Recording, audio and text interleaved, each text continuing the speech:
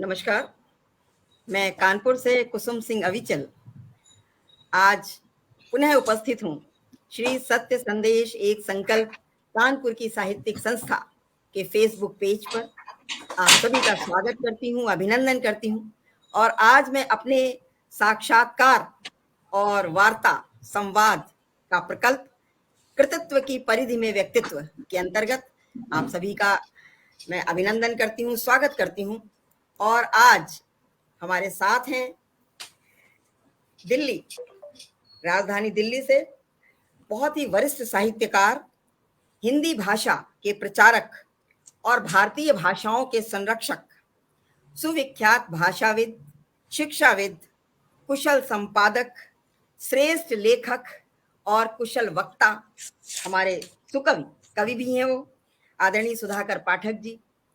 मैं उनका पटल पर बहुत बहुत स्वागत और अभिनंदन करती हूँ। आज आप सबसे मैं उनको मुखातिब हैं, आज हमारे बीच हैं वो। हम सबका बड़ा सौभाग्य है कि आज उन्होंने अपना समय दिया है। बहुत व्यस्त रहते हैं, उनके कई कई क्षेत्र हैं, साहित्य के अतिरिक्त समाज है और भारतीय भाषाओं पर उनका काम है, बहुत काम रहता है, लेकिन आज उन्होंने हमें समय दिया है। ये उनकी बहुत बड़ा उनका बड़प्पन है और मैं इसके लिए उनका बहुत आभार व्यक्त करती हूँ। और मैं आज बहुत अभिभूत हूँ कि हमारे पटल पर ऐसे जिनका बहुत ही कृतित्व, जिनका इतना वृहद है, इतना विस्तृत है कृतित्व, ऐसे कृतित्व से सुसज्जित व्यक्तित्व हमारे सुधाकर पाठक जी हमारे साथ हैं। और आप सबसे उनको रूबरू करवाऊंगी उनके कृतित्व से और उनके व्यक्तित्व से। तो आप सभी का मैं स्वागत और अभिनंदन करती हूँ। आज पटल पे ये फेसबुक यूजर आ रहा, नाम नहीं आ रहे हैं, तो स्वागत करती हूँ जो भी काव्य पुंडीर, कमल पुंडीर भैया उपस्थित हैं, दिल्ली से ही हैं, एडवोकेट हैं, बहुत बड़े गजलकार हैं, उनका स्वागत करती हूँ। और विवेक जी उपस्थित हैं, विवेक नहीं, विनोद पाराशर जी उपस्थित हैं। स्वागत करती हूँ सभी का, पटल पर बहुत बहुत अभिनंदन करती हूँ। और हम वार्ता और अपना संवाद और साक्षात्कार प्रारंभ करें इससे पहले मावाणी के चरणों में मैं 4 पुष्प अर्पित करके, 4 पंक्तियां शब्द पुष्प अर्पित करके मैं इस कार्यक्रम को प्रारंभ करूंगी, समर्पित करती हूँ। हम कलम के हैं सिपाही, साधना अविचल करेंगे। हम कलम के हैं सिपाही, साधना अविचल करेंगे और दीप आशा के जलाकर प्रार्थना प्रतिपल करेंगे।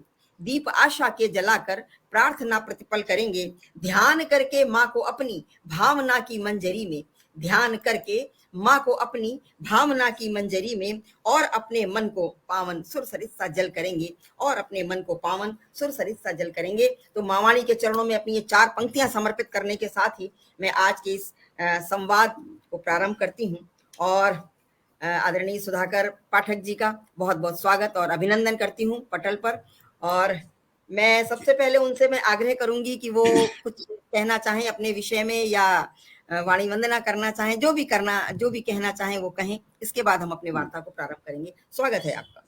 सर्वप्रथम तो मैं सत्य संदेश एक संकल्प जो साहित्यिक और शैक्षणिक संस्था है उसका आभार प्रकट करता हूं कि उन्होंने ये अवसर मुझे दिया कि मैं अपनी बात को इस पटल के माध्यम से रख सकूं।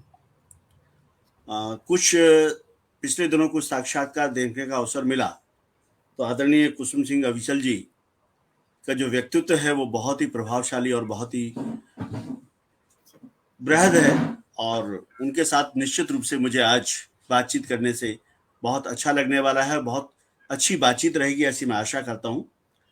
और मैंने अपनी बातचीत में उनको बताया था कि मेरा जो क्षेत्र है वो भाषाओं का क्षेत्र है, भारतीय भाषाओं का और हिंदी का क्षेत्र है। साहित्य में बहुत ज़्यादा दखल नहीं रखता हूँ, कारण भी चर्चा में कुछ चीज़ें आगे निकल कर आएंगी तो हम उस पर जब प्रश्न आएंगे तो उनका उत्तर के रूप में आप सब लोगों से मैं जरूर साझा करना चाहूँगा। तो मुख्य रूप से मुझे भाषा प्रेमी के रूप में, भाषा सेवक के रूप में, हिंदी सेवक के रूप में ही मुझे पहचाना जाए, ये मेरी हमेशा ही ये इच्छा रहती है, ये कामना रहती है। और मतलब जिस तरह से कहा जाए कि मैं वरिष्ठ साहित्यकार हूँ, या मुझे कभी कोई खुशफहमी इस तरह की नहीं रहती कि मैं बहुत बड़ा साहित्यकार हूँ और बहुत बड़ा साहित्य के क्षेत्र में मेरा कोई बहुत बड़ा कार्य रहा हो, ऐसा नहीं। लेकिन मैं साहित्यकारों के सेवा के तौर पे जरूर, सेवक के तौर पे जरूर जुड़ा रहता हूँ। और भारती की भी सेवा करूं और साहित्य की भी सेवा करता हूं, ऐसी मैं कामना जरूर करता हूं। जी जी, बिल्कुल ये आपका बड़प्पन है, आपका कृतित्व इतना है, हम सब अ, उसको आज हमारे सभी श्रोता भी जानेंगे उसको। और मैं तो काफ़ी कुछ आपके विषय में मैं जान पाई हूँ जो भी, तो आपका इतना कृतित्व वृहद है और ऐसे कृतित्व का समाज के समक्ष आना बहुत अनिवार्य होता है। और मैंने ये कार्यक्रम चलाया है इसी उद्देश्य से है कि हमारे देश में बहुत काम करने वाले लोग हैं, लेकिन आम लोगों के बीच में उनका कृतित्व, उनका व्यक्तित्व नहीं आ पाता है, जिससे कि हमारे आम लोग भी उनसे अपनी प्रेरणा लें और उस दिशा में कुछ अपना काम करें। तो मैं ऐसे व्यक्तित्व और ऐसे कृतित्व से सुसज्जित व्यक्तित्व को ही मैं आमंत्रित करती हूँ, जो साहित्य के अतिरिक्त भी अन्य क्षेत्रों में अपना दखल रखते हैं, अपना योगदान उनका रहता है। और इसी परिप्रेक्ष्य में मैंने आपका व्यक्तित्व, मेरा दिल्ली में आपसे परिचय हुआ था, उस समय आप मुझसे परिचित नहीं थे और ना मैं ही परिचित थी। मुझे हमारे कानपुर की बहुत बड़ी एक कहानीकार हैं, लघु कथाकार हैं अन्नपूर्णा वाजपेयी जी, मेरी बहुत ही प्रिय मित्र हैं, मेरी बहन है वो। तो उन्होंने मुझे आपसे परिचय करवाया था, मैं तब आपसे मिली थी और उस समय मैंने आपके व्यक्तित्व की जो उदारता, जो सौम्यता, जो सरलता मैंने देखी, उससे मैं बहुत प्रभावित हो गई थी। लेकिन और मैंने आपको अपनी पुस्तक भी भेंट की थी, लेकिन चूंकि उस समय हमारा परिचय इतना नहीं था, इसलिए ध्यान में नहीं रहता है। तो और आपने कई पुस्तकों का लोकार्पण भी करवाया था, शायद अन्नपूर्णा जी की पुस्तक का भी लोकार्पण हुआ था और लोगों के काव्य पाठ भी हुए थे। तो मुझे उस समय आपके व्यक्तित्व ने मुझे बहुत प्रभावित किया था और मेरे मन में कहीं न कहीं ये था कि मैं सुधाकर जी से कभी न कभी मैं उनको आमंत्रित भी करूँगी और उनको ऑफ़लाइन कार्यक्रम में भी मैंने आपसे एक बार मैसेज भी किया था कि मैं आपको आमंत्रित करना चाहती हूँ। लेकिन कोरोना काल आ गया तो वो सब कार्यक्रम अधूरे रह गए। तो आज आप हमारे बीच हैं, आप इतने व्यस्ततम दिनचर्या से आपने मुझे समय दिया। ये मुझे बहुत ही, मतलब मेरे लिए बड़े हर्ष और बड़े गर्व भी कह सकती हूँ। आपका कृतित्व तो बहुत बड़ा है और आपने मुझे समय दिया है, तो बहुत अच्छा लगा है। तो अब हम अपनी वार्ता को प्रारंभ करते हैं। हमारे बीच जो हमारे साहित्य मनीषी भी यहाँ पे इसमें लैपटॉप पे नाम नहीं दिख रहे हैं, लेकिन मोबाइल पे नाम बराबर दिख रहे हैं। तो हमारे बीच कमल पुंडीर भैया उपस्थित हैं, बहुत अच्छे रचनाकार हैं, गजलकार हैं। विनोद पाराशर जी की उपस्थिति है और भी कई हमारे रचनाकार उपस्थित हैं जिनके नाम यहाँ पे स्पष्ट नहीं है। मैं सभी का स्वागत और अभिनंदन करती हूँ और वार्ता को आगे बढ़ाती हूँ। आप सुधाकर जी, आपने जो है आप जो है भारतीय भाषाओं के आप संरक्षक हैं। आप हिंदी भाषा के प्रचार प्रसार के लिए किए गए उल्लेखनीय आपके योगदान जो है इस क्षेत्र में हिंदी भाषा के प्रसार प्रचार के लिए, उसके लिए दिल्ली सरकार की हिंदी एकेडमी द्वारा आपको 2018 और 19 में विशेष योगदान सम्मान से आपको सम्मानित किया गया है। और 11वें हिंदी सम्मेलन मॉरिशस के लिए आप विदेश मंत्रालय के सरकारी प्रतिनिधि मंडल में आप सम्मिलित थे। बहुत बड़ी बात है जब हमारे भारतवर्ष का कोई प्रतिनिधित्व करे विदेश की धरती पर जाकर के, वो भी अपनी भारतीय भाषाओं का, अपनी हिंदी भाषा का, बड़े गर्व की बात है और बड़े आप सौभाग्यशाली हैं कि आपको ये अवसर मिला और जो है आप वहाँ गए और आपने हिंदी एकेडमी दिल्ली के सलाहकार समिति में भी आप हैं और भारतीय भाषाओं पर काम करने वाली राष्ट्रीय स्तर की जो संस्था है, हिंदुस्तान भाषा एकेडमी, बहुत बड़ी संस्था है, बहुत इसका नाम है और इसके आप संस्थापक हैं, अध्यक्ष हैं आप इसके। और ये भारतीय भाषाओं के प्रचार प्रसार और संवर्धन के लिए ही आपकी ये संस्था काम करती है। बहुत बड़ा आपका बहुत बड़ा अवदान है आपका साहित्य के लिए। हिंदी भाषाओं के लिए काम किया जाए या हिंदी साहित्य के लिए काम किया जाए, हमारा उद्देश्य एक ही होता है कि हमारी भारतीयता, हमारी भाषा के माध्यम से हमारी भारतीय संस्कृति आगे बढ़े और विश्व के प्रत्येक भाषा आपका जो विचार है, आपके विचार से विश्व की प्रत्येक भाषा हमारी अमूल्य धरोहर होती है और किसी भी भाषा को विलुप्त नहीं होना चाहिए। अगर किसी देश की भाषा विलुप्त होती है, आपके विचार हैं। मैं अभी तो आपसे मैं आपके मुखार बिंदु से हम लोग सुनेंगे, ये तो बस मैं आपका परिचय के उसमें तहत मैं ये सब बता रही हूँ। आपका यही कहना है कि अगर भारतीय भाषा, अपनी भाषा विलुप्त होती है तो हमारी संस्कृति, हमारी सभ्यता, हमारी पहचान विलुप्त होती है। तो और ये बहुत बड़े ही मतलब अपने गौरवशाली, ये आपका जो हमारी भाषा होती है, हमारा गौरव होती है, हमारी पहचान होती है और उसके लिए आपका जो ये विचार है और आपके जो कृतित्व है, दोनों ही बहुत ही श्रेष्ठ और बहुत सराहनीय है। और आपका कहना है कि प्राथमिक स्तर पर हमारी भाषा, मातृभाषा में हमारी शिक्षा होनी चाहिए और उच्च स्तर में हमारी भाषा हिंदी का माध्यम होना चाहिए। विदेशी भाषाओं का हमें ज्ञान होना चाहिए लेकिन उसकी कीमत हमारी अपनी भाषा नहीं होनी चाहिए। ये बहुत बड़ी बात है और ये आपका ये विचार है इस तरह का। और आप कहते हैं कि पत्तों पर पानी डालने से नहीं, जड़ों को सींचने से बढ़ेगी हमारी हिंदी भाषा। भाषणों से नहीं, हमारे आचरण से हमारी बढ़ेगी हिंदी भाषा। ये आपका विचार है, बहुत ही श्रेष्ठ विचार हैं आपके और आप अपने विचारों के अनुरूप ही आपका कृतित्व भी है। तो मैं सुधाकर जी, मैंने इतना आपके विषय में कह दिया। अब मैं चाहती हूँ, हमारे प्रमोद मिश्र निर्मल जी उपस्थित हैं, हमारे बहुत बड़े साहित्यकार हैं और आज इस पे नाम नहीं आ रहे हैं, पता नहीं क्यों।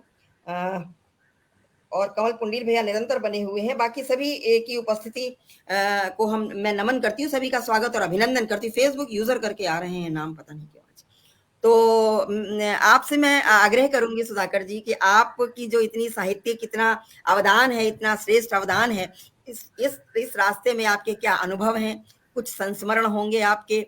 और आप मॉरिशस की आपने यात्रा भी की और मुझे लगता और भी विदेशी धरती पर आप गए होंगे, तो वहां पर आपके क्या अनुभव रहे, क्या संस्मरण रहे अपने देश में और विदेश में, इसके विषय में आप बताएं। स्वागत। जी, अवश्य अवश्य अवश्य अवश्य। पहले तो मैं आपका पुनः आभार प्रकट करता हूं कि आप अपने इस मंच के माध्यम से विभिन्न क्षेत्र के लोगों के व्यक्तित्व कृतित्व को उजागर करने का काम कर रहे हैं। उनके व्यक्तित्व कृतित्व को आप लोगों तक लाने की कोशिश कर रहे हैं। लेकिन आज तो कुछ जमाना कुछ इस तरह का चल रहा है कि ये काम किसी और से करने के बजाय हम स्वयं ही करने लग गए हैं। हम अपनी ही व्यक्तित्व कृतित्व की पुस्तकें छपवा लेते हैं, हम पत्रिकाएं छपवा लेते हैं, हम और अपने पैसे लगा के अपने व्यक्तित्व कृतित्व फिर हम लोगों से अलग अलग तरह के कुछ लोगों से लिखवाते हैं, फिर लिखवाते हैं। तो कहीं से हमारे जैसे अंतर्मुखी व्यक्ति जो हैं, मुझे लगता नहीं कि कोई हमारा व्यक्तित्व या मेरा कोई जो साहित्यिक यात्रा है वो इतनी बड़ी हो गई है जिसके लिए किसी व्यक्तित्व कृतित्व की जरूरत पड़े। ये तो सामान्य तौर पर हम और आप समाज में साहित्य को लेके, भाषा को लेके एक जैसा ही कार्य कर रहे हैं और उसी कार्य को हम चर्चा कर रहे हैं यहाँ पे। तो यहाँ आप साक्षात्कार ले रही हैं और मैं आप या आप मेरे से वार्ता कर रही है, दोनों तरफ से चल रहा है। कुछ चीजें मैं आपसे सीखने की कोशिश करूंगा और बहुत कुछ चीजें आप मेरी जो जानकारी उसको मैं साझा करने की कोशिश करूंगा। तो मुझे कहीं कुछ ऐसा नहीं है बिल्कुल भी कि कोई बहुत बड़े साहित्य की कोई व्यक्ति कोई कुछ कहने जा रहा है। मैं एक सामान्य सा एक भाषा का सेवक हूँ। हाँ, ये जरूर है कि मैं आपको किस तरह से इन सब चीजों से जुड़ा, मैं उसके जरूर मैं आपसे चर्चा करना चाहूंगा। मेरी एक पुस्तक, काव्य पुस्तक, सामान्यतः जो भी कुछ लेखन का कार्य करना शुरू करता है, कुछ लिखता है, साहित्य में कहीं कुछ जुड़ता है वो व्यक्ति, तो वह कहीं ना कहीं कविताएं लिखने से शुरू करता है सामान्यतः। तो मेरी एक पुस्तक जिंदगी खुशी हुई, वो वाणी प्रकाशन से प्रकाशित होके आई और उसको बहुत अच्छा उसको लोगों ने पसंद किया, लोगों तक पहुंची वो पुस्तक। वाणी प्रकाशन से छपी थी। कुछ लोगों को वो कविताएं पसंद आई, बहुत सारे लोगों को ये उम्मीद थी, उसके अंदर बड़े वरिष्ठ लोगों ने उसकी भूमिका भी लिखी थी और इस उम्मीद के साथ लिखी थी कि आने वाले समय में और लगातार पुस्तकें लगातार छपती चली जाएंगी और अलग अलग कृतियां आती जाएंगी और साहित्य जगत बहुत समृद्ध होगा मेरी लेखनी से। जी। उस पुस्तक के ऊपर साहित्य समीक्षा सम्मान की घोषणा हुई। वाणी प्रकाशन की ओर से एक साहित्य समीक्षा सम्मान हुआ जिसके अंदर देश के विभिन्न देशों कोने से लोगों ने इस पुस्तक पे समीक्षाएं लिखी। समीक्षाओं का चयन हुआ, एक निर्णायक मंडल बनाया गया। उस निर्णायक मंडल ने उन सब समीक्षाओं पे कार्य किया और उसमें से श्रेष्ठ समीक्षाओं को छांटा गया, उसको पुस्तक रूप में प्रकाशित किया गया। जो समीक्षक थे उनको दिल्ली में बुलाकर उनसे चर्चा की गई, उन्हें सम्मानित किया गया। बहुत बड़ा एक आयोजन हुआ। उसके बाद हिंदुस्तानी भाषा अकादमी ने साहित्य समीक्षा सम्मान के नाम से एक व्यवस्था इस तरह की चला दी कि प्रत्येक वर्ष किसी एक पुस्तक का चयन करके उसके ऊपर समीक्षाएं आमंत्रित किए जाएं। तो ऐसा लगा, आदरणीय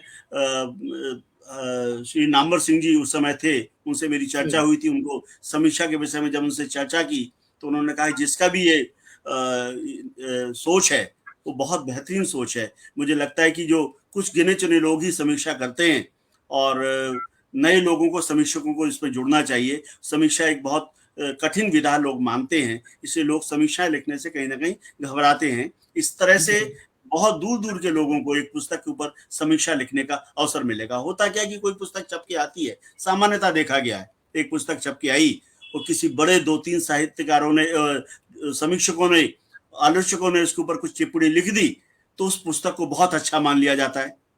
जी और अगर नहीं लिख पाए और कोई ऐसा संपर्क नहीं हुआ तो वो कहीं ना कहीं पुस्तक पीछे पिछड़ रह जाती है, पड़ी रह जाती है। तो मेरा जी मानना ये था कि समीक्षा, जो पुस्तक अच्छी है या नहीं है, उसकी रचनाएं अच्छी है या नहीं है, उसको उसके पाठक निर्धारित करें। ये पुस्तक लोगों तक पहुंचे, लोग उसको पढ़ें और अपने विचारों से अवगत कराएं कि उनको वो रचनाएं कैसे लगी।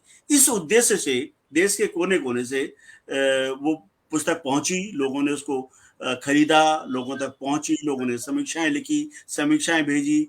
और उस समय कुछ लोगों का एक समीक्षकों का एक पूरा निर्णायक मंडल बनाया गया था, उन्होंने उन समीक्षाओं का चयन किया और जी सर्वश्रेष्ठ समीक्षक के तौर पे हमारे दम्भोग क्या उनको एक हमारे मित्र हैं, बाद में उनको दिल्ली बुलाया गया था, तो हमने सभी समीक्षकों को दिल्ली में बुलाया। एक आयोजन हुआ, उस आयोजन के अंदर उनको सम्मानित किया गया, नगद सम्मान राशि भी थी उसके अंदर और पुस्तकें सबको भेंट की गई। तो इस तरह से, और हमने लगा कि इस तरह से दो चीजों एक साथ दो कार्य हुए आदरणीय उसमें, कि एक जी तो समीक्षा विधा को एक जगह मिली, स्थान मिला। जी बिल्कुल स्मृति से श्री नामवर सिंह जी का कहना था कि नए लोग इसमें आने चाहिए समीक्षक के तौर पे, तो इस माध्यम से नए समीक्षक जुड़े, जी पुस्तक ज्यादा से ज्यादा लोगों तक पहुंची। उस पुस्तक को सामान्यतः जहां पहुंच जाती है तो लोग पढ़ते नहीं, उस पुस्तक को पढ़ा गया और समीक्षा लिखने के लिए उस पुस्तक को कई कई बार पढ़ा गया होगा। फिर उन्होंने उसकी समीक्षाएं लिखी, भेजा और फिर वो समीक्षाओं की एक पुस्तक बनी, शब्द गाथा करके। और उसके जी अंदर प्रथम, द्वितीय, तृतीय इस तरह के समीक्षकों की चयन हुआ। जो सर्वश्रेष्ठ समीक्षक था उसको सम्मान दिया गया, दिल्ली में सभी समीक्षकों को बुलाया गया, पूरा दिन का एक कार्यक्रम हुआ, परिचर्चा हुई।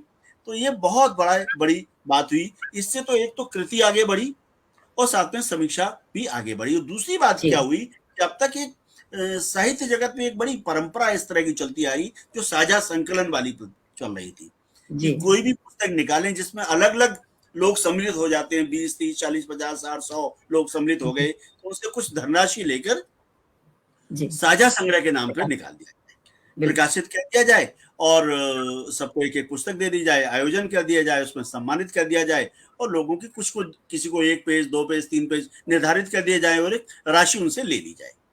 धीरे जी धीरे इस प्रक्रिया ने साहित्य जगत को इस तरह से चपेट में ले लिया कि लोग इसका व्यवसाय करने लग गए, साझा संग्रह का व्यवसाय हो गया।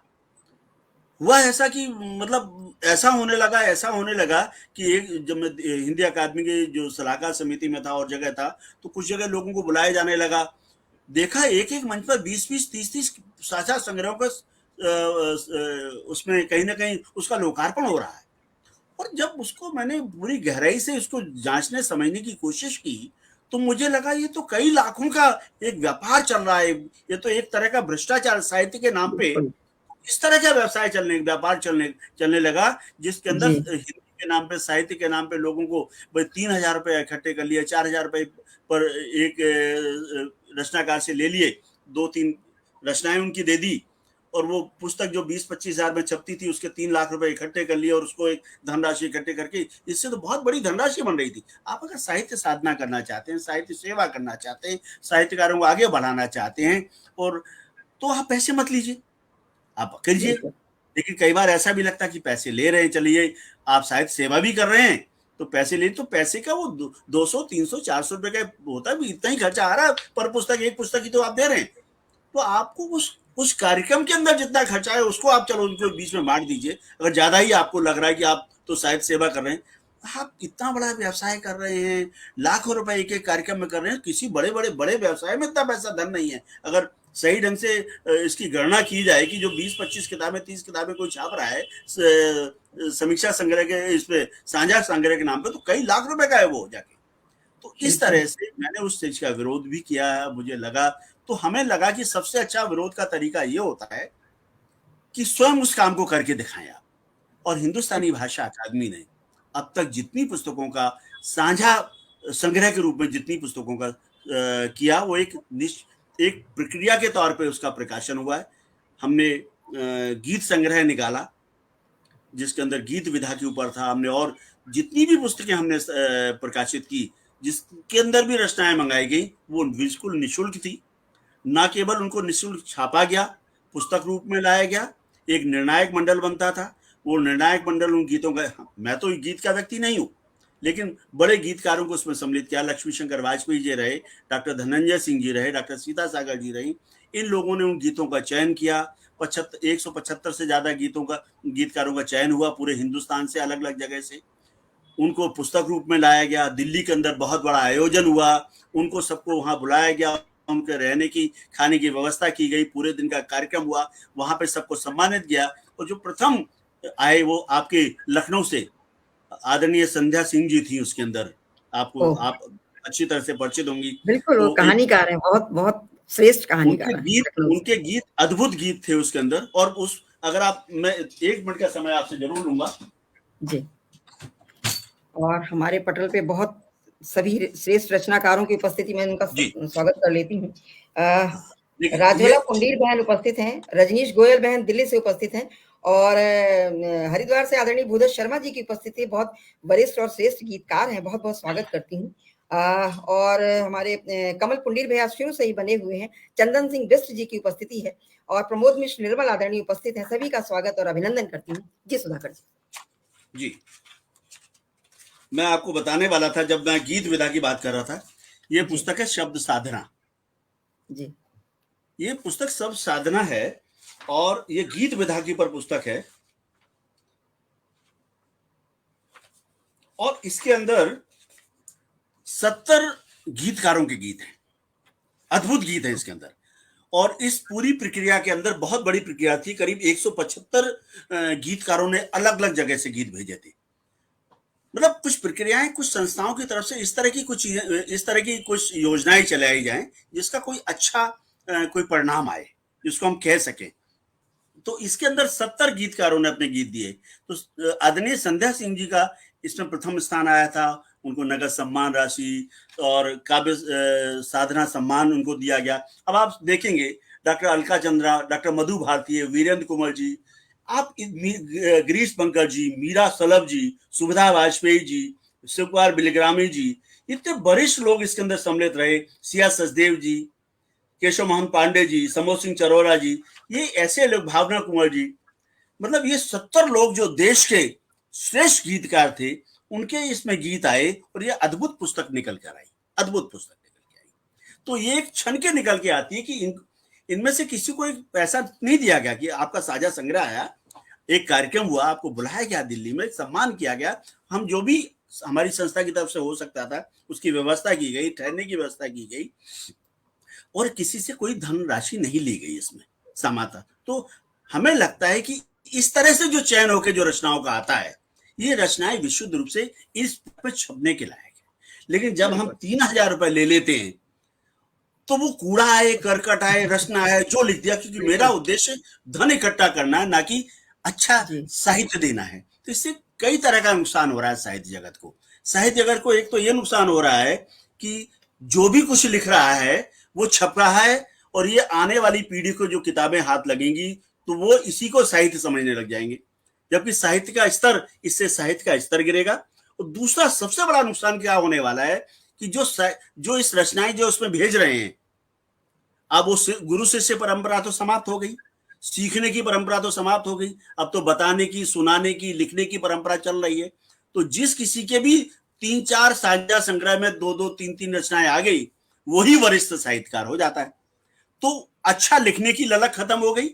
जिसको मंच पर खड़े होके माला पहनने की, अंगवस्त्रम पहनने की, स्मृति चिन्ह लेने की, जिसकी 2-4-5 मंचों पे किसी ने 3-3 हजार रुपए देके कर दिया इस तरह का, तो आगे आने वाले समय में आपने साहित्यकारों के रास्ते को भी बंद कर दिया। तो इस तरह से दो तरह का, एक तो साहित्य दूषित हो रहा है, और जो रचनाकार जिनसे भविष्य में बहुत सारी उम्मीद थी, वर्ष लोगों से सीखना था, उनको आज अच्छी रचनाएं देनी थी, साहित्य जगत में बड़ा नाम कमाना था, उनकी अपनी प्रगति को कहीं ना कहीं रोक दिया। तो इस तरह की जो चीजें हैं उनको रोका जाना चाहिए था, और हमने वो सब चीजें करके दिखाई। और मुझे लग रहा है आज जब मैं साहित्य जगत में देखता हूं तो बहुत सारी चीजें कहीं ना कहीं मुझे लगता है कि इसमें कुछ ना कुछ योगदान, बाल प्रयास हुआ है, और हमारी तरफ से कुछ चीजों में जरूर कहीं ना कहीं रुकावट आई। जी मैम, जी आदरणीय। बहुत अच्छी बात आपने कही है। निश्चित रूप से एक व्यापार बन गया है जो हम लोग भी देखते हैं, लेकिन बस वही है, कोई कोई कुछ कहता नहीं है। रचनाएं मांगी जाती हैं तो बड़ा अच्छा लगता है कि भाई ऐसा लगता है शायद हमारी रचनाएं बहुत श्रेष्ठ हैं, मांगी जा जी रही हैं। लेकिन जी जब हम उनको अपनी सहमति दे देते हैं, उसके बाद शर्तें आती हैं। जो आप कह रहे हैं 3,000, 2,500, 2,000, बिल्कुल आपने बिल्कुल एक कटु सत्य आपने सामने रखा है। बहुत बहुत ही ये एक बहुत बड़ी एक पीड़ा कह सकते हैं अपने साहित्य को। निश्चित रूप से आप जो कह रहे हैं, पैसा लेता है तो वो छापेगा, चाहे आप कूड़ा करकट जो भी आप भेज दो वो छपता है, तो हमारे साहित्य की गुणवत्ता भी गिरती है। बहुत जी बढ़िया आपने जो बिंदु पर आपने प्रकाश डाला है, अभी तक किसी ने इस बिंदु पर प्रकाश डाला नहीं है। सब चुपचाप जानते हुए भी लोग उसको उसमें अपने को समायोजित कर लेते हैं और उसी में उसी धारा में बहने लगते हैं। बिल्कुल सही बात है, पैसे लेके किताबें छपवाने का कोई अर्थ नहीं होता है, अपनी रचनाएं भेजने का, साझा संकलन जो निकलते हैं। तो बहुत अच्छी बात कही है। और हमारे मध्य आदरणीय कन्हैया भ्रमर जी की उपस्थिति है। बहुत बहुत स्वागत करती हूँ, अभिनंदन करती हूँ, आपका बहुत वरिष्ठ रचनाकार हैं। और भूदत्त शर्मा जी कह रहे हैं इसकी उपलब्धता के बारे में बताएं, किस उपलब्धता की ओर उनका संकेत है। अद्भुत पुस्तक होगी। अच्छा, पुस्तक के बारे में कह रहे हैं, जो आपने अभी पुस्तक दिखाई है, इसकी जी उपलब्धता के बाद। अच्छा, ये उपलब्ध हिंदुस, कहाँ हो हिं, सकती है, इसके विषय में? हिंदुस्तानी भाषा अकादमी को आप मुझे अपना पता भेजिएगा, हम आपको पुस्तक भिजवा देंगे सर। जी, बिल्कुल। तो बहुत बहुत बढ़िया। इतनी इतनी महत्वपूर्ण मुझे ये वार्ता आज लग रही है आपके साथ में। जी जी जी जी आपका जी सुधाकर जी कविता संग्रह, आपने कहा था कि मैं कवि नहीं हूँ, मैं कविताएं नहीं लिखती हूँ, लेकिन जब मैंने आपके बारे में मुझे पता लगा तो मुझे लगा आपका कविता संग्रह भी प्रकाशित है। और जो जी आपने अभी स्वयं भी चर्चा की है, जिंदगी कुछ यूं ही, ये आपका प्रकाशित है, जिसका कई भाषाओं में, पंजाबी और अंग्रेजी और नेपाली में इसका अनुवाद भी हुआ है।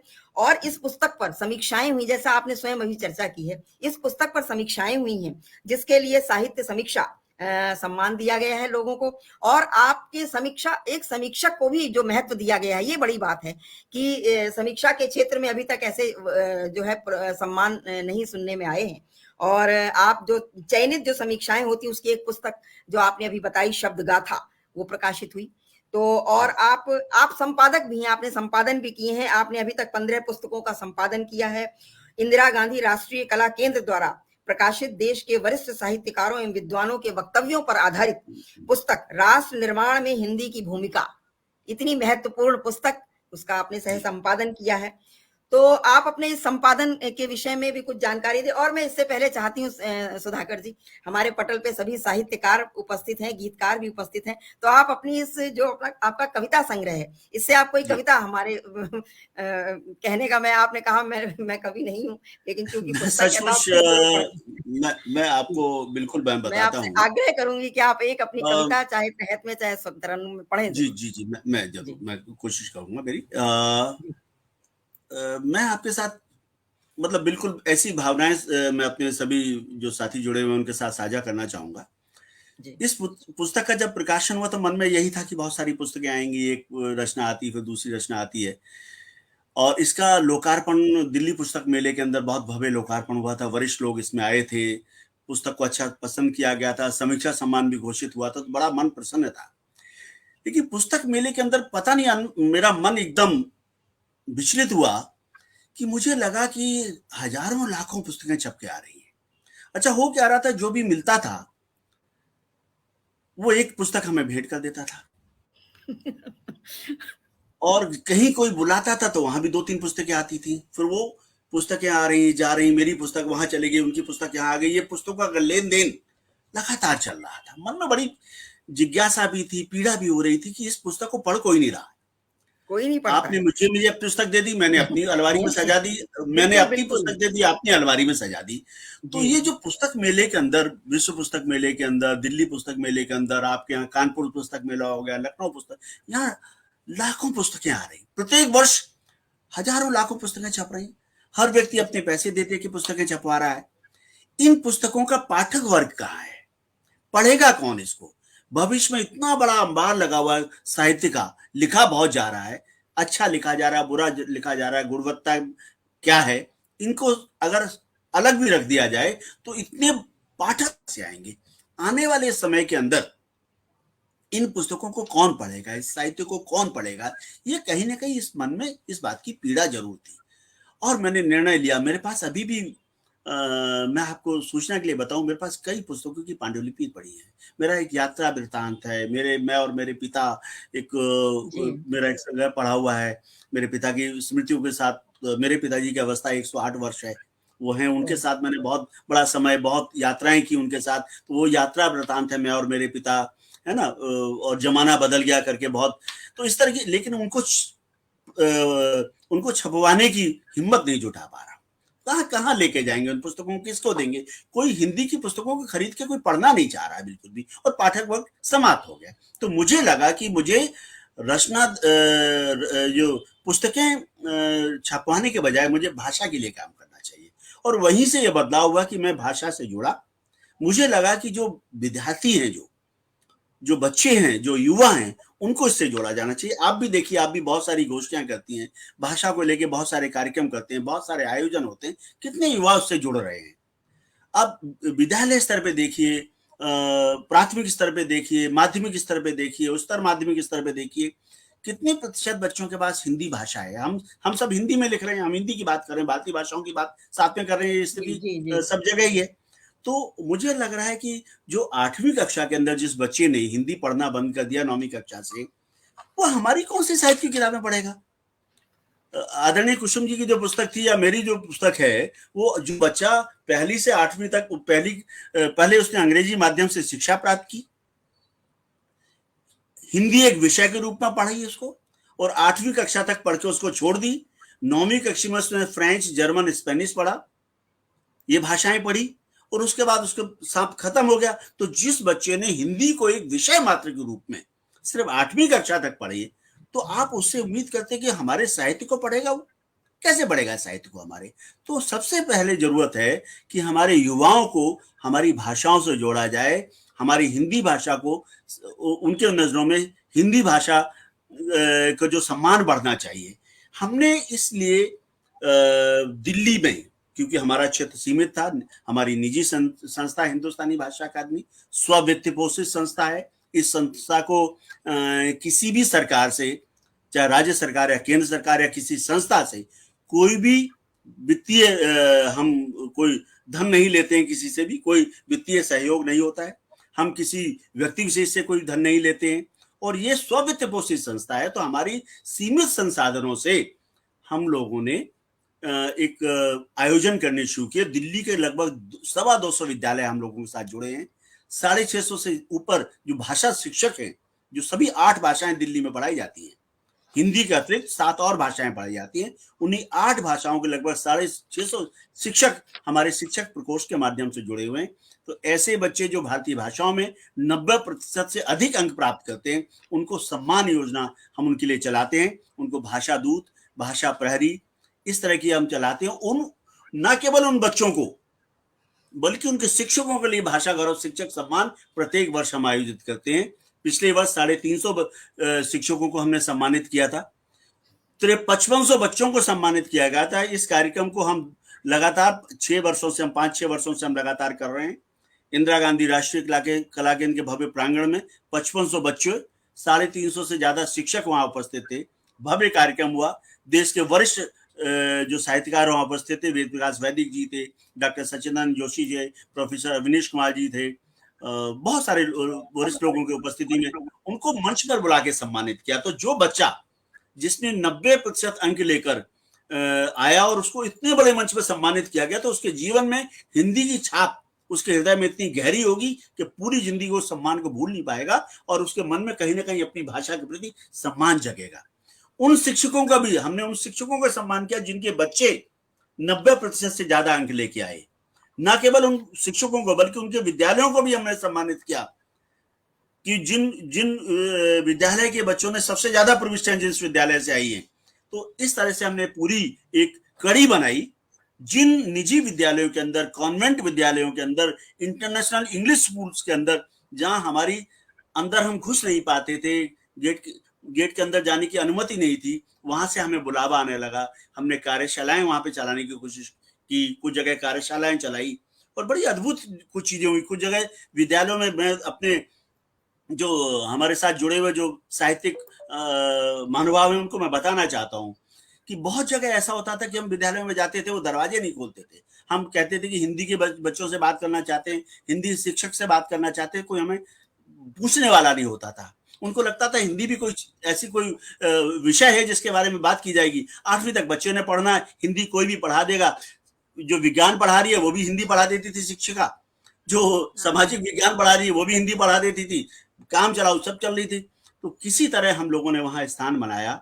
एक विद्यालय से 2 विद्यालय से हमें निमंत्रण मिला। हमने कहा जी आप 8वीं कक्षा में हिंदी को रुकवा रहे हैं, तो आप, उन्होंने क्या किया, फ्रेंच, जर्मन और स्पेनिश के काउंसलर को बुला रखा था बच्चों को ये बताने के लिए कि आप फ्रेंच पढ़ोगे तो क्या फायदा होगा, और आप जर्मनी भाषा पढ़ोगे तो क्या फायदा होगा, स्पेनिश पढ़ोगे तो क्या फायदा होगा। हमने उनसे निवेदन किया कि कृपया आप हमें भी, हिंदी के सेवकों को भी थोड़ा अवसर दे दें, आधा घंटे का हमें समय दे दें। हम उन्हीं बच्चों से बात करना चाहते हैं, तो ये उनको बताना चाहते हैं कि हिंदी पढ़ने से उनका क्या फायदा होगा। और मुझे बड़ा सुखद मेरा ये अनुभव है। मेरे साथ प्रोफेसर रवि शर्मा जी, जो कि Shri Ram college of commerce के अंदर विभागाध्यक्ष है हिंदी विभाग के दिल्ली विश्वविद्यालय में, हम दोनों लोग वहां गए। लगभग 250 बच्चे वहां बैठे थे पूरे ऑडिटोरियम में। हमने बच्चों से वार्तालाप की।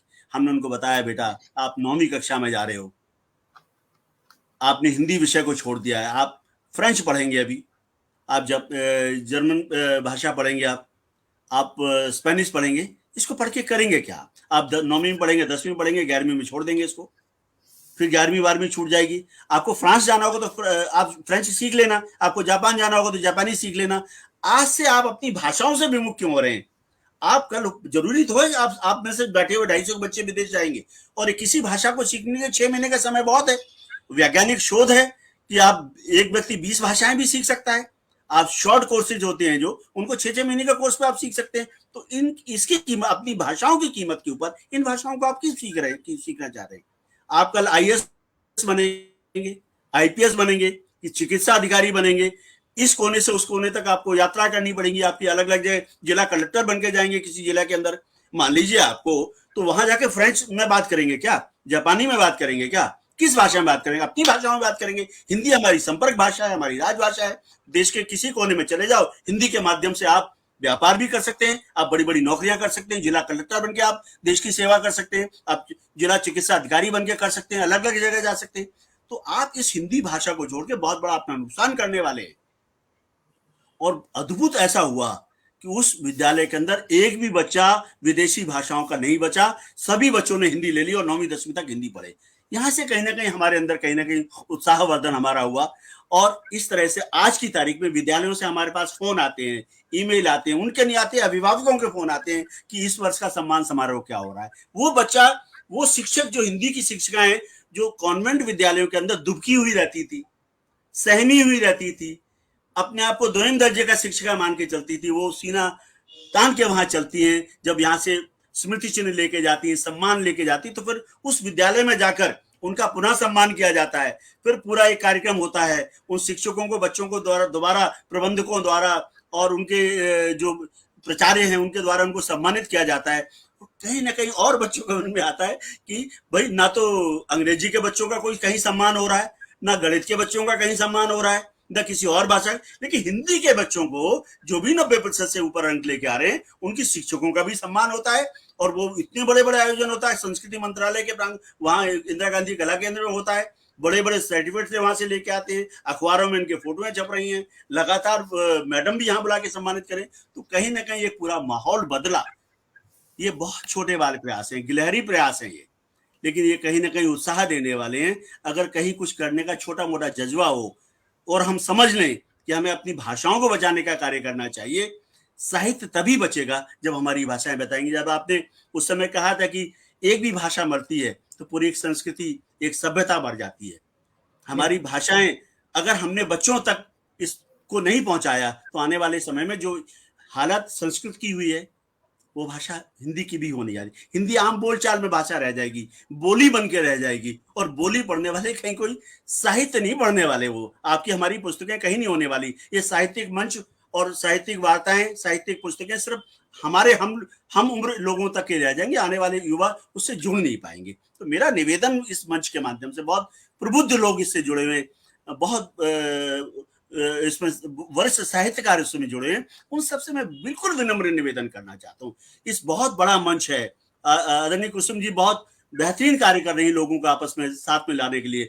मैं इस पवित्र मंच से मैं जरूर आह्वान करना चाहता हूँ कि आप साहित्य सृजन के साथ साथ भाषाओं को बचाने के क्रम में भी अपने योगदान को जरूर दीजिए, अपने अपने स्तर पर जरूर इसको दीजिएगा। आप, हमारी भाषाएं बचेंगी, हमारी हिंदी बचेगी, हमारी भारतीय भाषाएं बचेंगी, तो हमारा साहित्य भी बचेगा। हम बढ़िया लिखें, खूब लिखें, लेकिन उन पाठकों तक भी पहुंचे, एक पाठक वर्ग को भी हम तैयार कर रखें, तभी हम लोगों का कार्य पूरा होगा। सिर्फ साहित्य सृजन हमारा अधूरा कार्य रह जाएगा अगर हमने भाषाओं को बचाने के योगदान में अपना सहयोग नहीं दिया। जी मैम।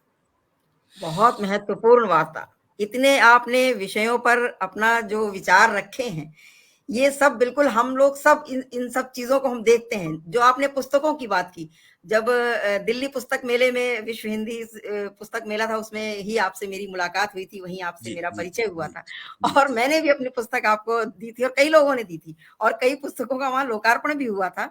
और जो आप कह रहे हैं, तो ये बहुत बड़ी पीड़ा है हमारे हिंदी साहित्य की। ये निसंदेह हम पाठक वर्ग तैयार नहीं कर पा रहे हैं। हमारे साहित्य की गुणवत्ता प्रभावित हो रही है इस व्यापार, मतलब व्यापार जो चल रहा है साहित्य का, वो चाहे मंची हो चाहे लेखन हो, हर जगह व्यापार चल रहा है। तो हमारा साहित्य कहीं ना कहीं प्रभावित हो रहा है। निश्चित रूप से हमारा पाठक वर्ग हम खो रहे हैं। लोग खरीद के तो पुस्तक पढ़ने का सवाल ही नहीं उठता है। आप वही जैसा आपने बताया, ये बिल्कुल हर एक की पीड़ा है और हर कोई इस पीड़ा से पीड़ित है, लेकिन कोई कुछ ना कर सकता है, ना कोई उसके लिए आवाज उठाता है। और आपने इतना मुखर, आपकी तो मैं प्रणाम करती हूँ आपकी इस मुखर वाणी को। और आपने इतना बिल्कुल इतनी बिल्कुल तीखी बातें कही हैं, जो कि कोई कहने की हिम्मत नहीं करता है। ये हम साहित्यकारों की बहुत बड़ी पीड़ा है। और आपने जो भाषाओं के क्षेत्र में जो काम किया है, अद्भुत है, बिल्कुल अद्भुत है। उसके लिए हम लोग बिल्कुल आप हम सबके लिए बहुत ही प्रणम्य है, आपका व्यक्तित्व प्रणम्य है, आपका कृतित्व को हम नमन करते हैं। और ऐसे अगर इस तरह की महान विभूतियां अगर हमारे देश में हो जाएं, तो वो दिन दूर नहीं जिस दिन हमारी हिंदी भाषा राष्ट्रभाषा बन जाएगी। और निश्चित रूप से हमारे पटल पे बहुत वरिष्ठ रचनाकार उपस्थित हैं और सभी हिंदी साहित्य से जुड़े हुए हैं, सभी हिंदी भाषा के लिए कुछ ना कुछ कर रहे हैं। लेकिन जो है आपका जो एक वृहद क्षेत्र जो आपने चुना है, वो हम सबके लिए प्रेरणा स्रोत है। हम सबके लिए, हम सब उसको फॉलो करें तो हम लोग भी इस क्षेत्र के लिए थोड़ा गंभीरता से विचार कर सकते हैं।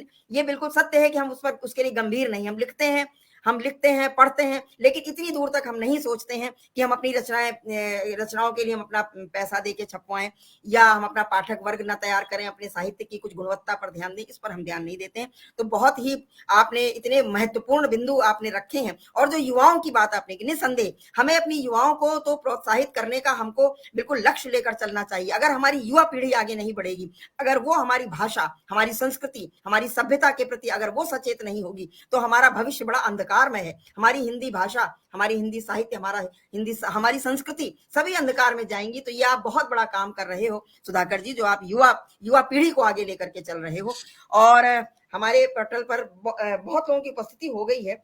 कन्हैया भ्रमर जी उपस्थित हैं और वरिष्ठ गीतकार आदरणीय देवेंद्र तोमर जी की उपस्थिति है। बहुत स्वागत करती हूँ आपका।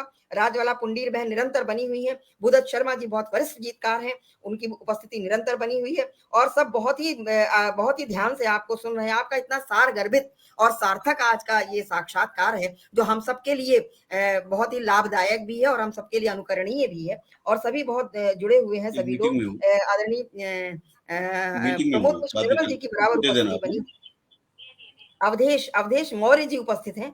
और भी कई नाम ऊपर निकल गए हैं। सभी का स्वागत। विनोद पाराशर जी उपस्थित हैं, कह रहे हैं ये मेरा सौभाग्य है कि मैं हिंदुस्तान भाषा अकेदमी का एक छोटा सा सिपाही हूँ। विनोद पाराशर जी कह रहे हैं। बहुत हम सभी जुड़े हैं उससे। और लेकिन जितना काम सुधाकर जी कर पा रहे हैं, उतना हम लोग समय नहीं दे पाते हैं, क्योंकि हम लोग क्षेत्र अलग अलग हम लोग अपना कर रहे हैं। सब हिंदी सेवा में ही सब रत जी हैं। हिंदी जी साहित्य के माध्यम से हो, जी, चाहे सब भाषाओं के लोग। माध्यम से हो, सब हिंदी के क्षेत्र में बहुत काम हो रहा है। इसमें कोई दो राय नहीं है कि हिंदी क्षेत्र में काम नहीं हुआ है, लेकिन जितना होना चाहिए उतना अभी होना बाकी है। काम तो बहुत हो रहा है। हिंदी जागरूकता तो बढ़ी है सुधाकर जी, आपने भी इस चीज को नोटिस किया होगा। जागरूकता तो बढ़ी है हिंदी भाषा के प्रति, लेकिन अभी काम बहुत होने बाकी है। और जगनारायण मिश्रा जी की उपस्थिति है। हास्य कवि अश्वनी अम्बुज जी की उपस्थिति है। बहन शोभा रंगू जी उपस्थित हैं। सभी की बहुत महनीय उपस्थिति है। सभी सभी की मेहनी उपस्थिति को मैं प्रणाम करती हूँ, सभी का बहुत-बहुत अभिनंदन और वंदन करती हूँ। सुरेंद्र सागर भैया उपस्थित हैं, बहुत अच्छे गीतकार हैं और कल हमारे पटल पर इनका एकल काव्य पाठ था, हम सबने इनको सुना है। तो सभी की उपस्थिति को नमन और वंदन करते हुए सुधाकर जी, मैं आपसे आग्रह करूँगी कि एक गीत अगर आप रख दें वो बात अभी अधूरी रहती। बिल्कुल। आप चाहे बातचीत बातचीत गीत का तो आपको बातचीत का वो सब, क्योंकि आप तो लगातार मंचों पे गीत का पाठ करवाते रही, रचनाएं पाठ करते रही, सब चीजें करती रही। बहुत बढ़िया दिशा में आपकी बातचीत चल रही है।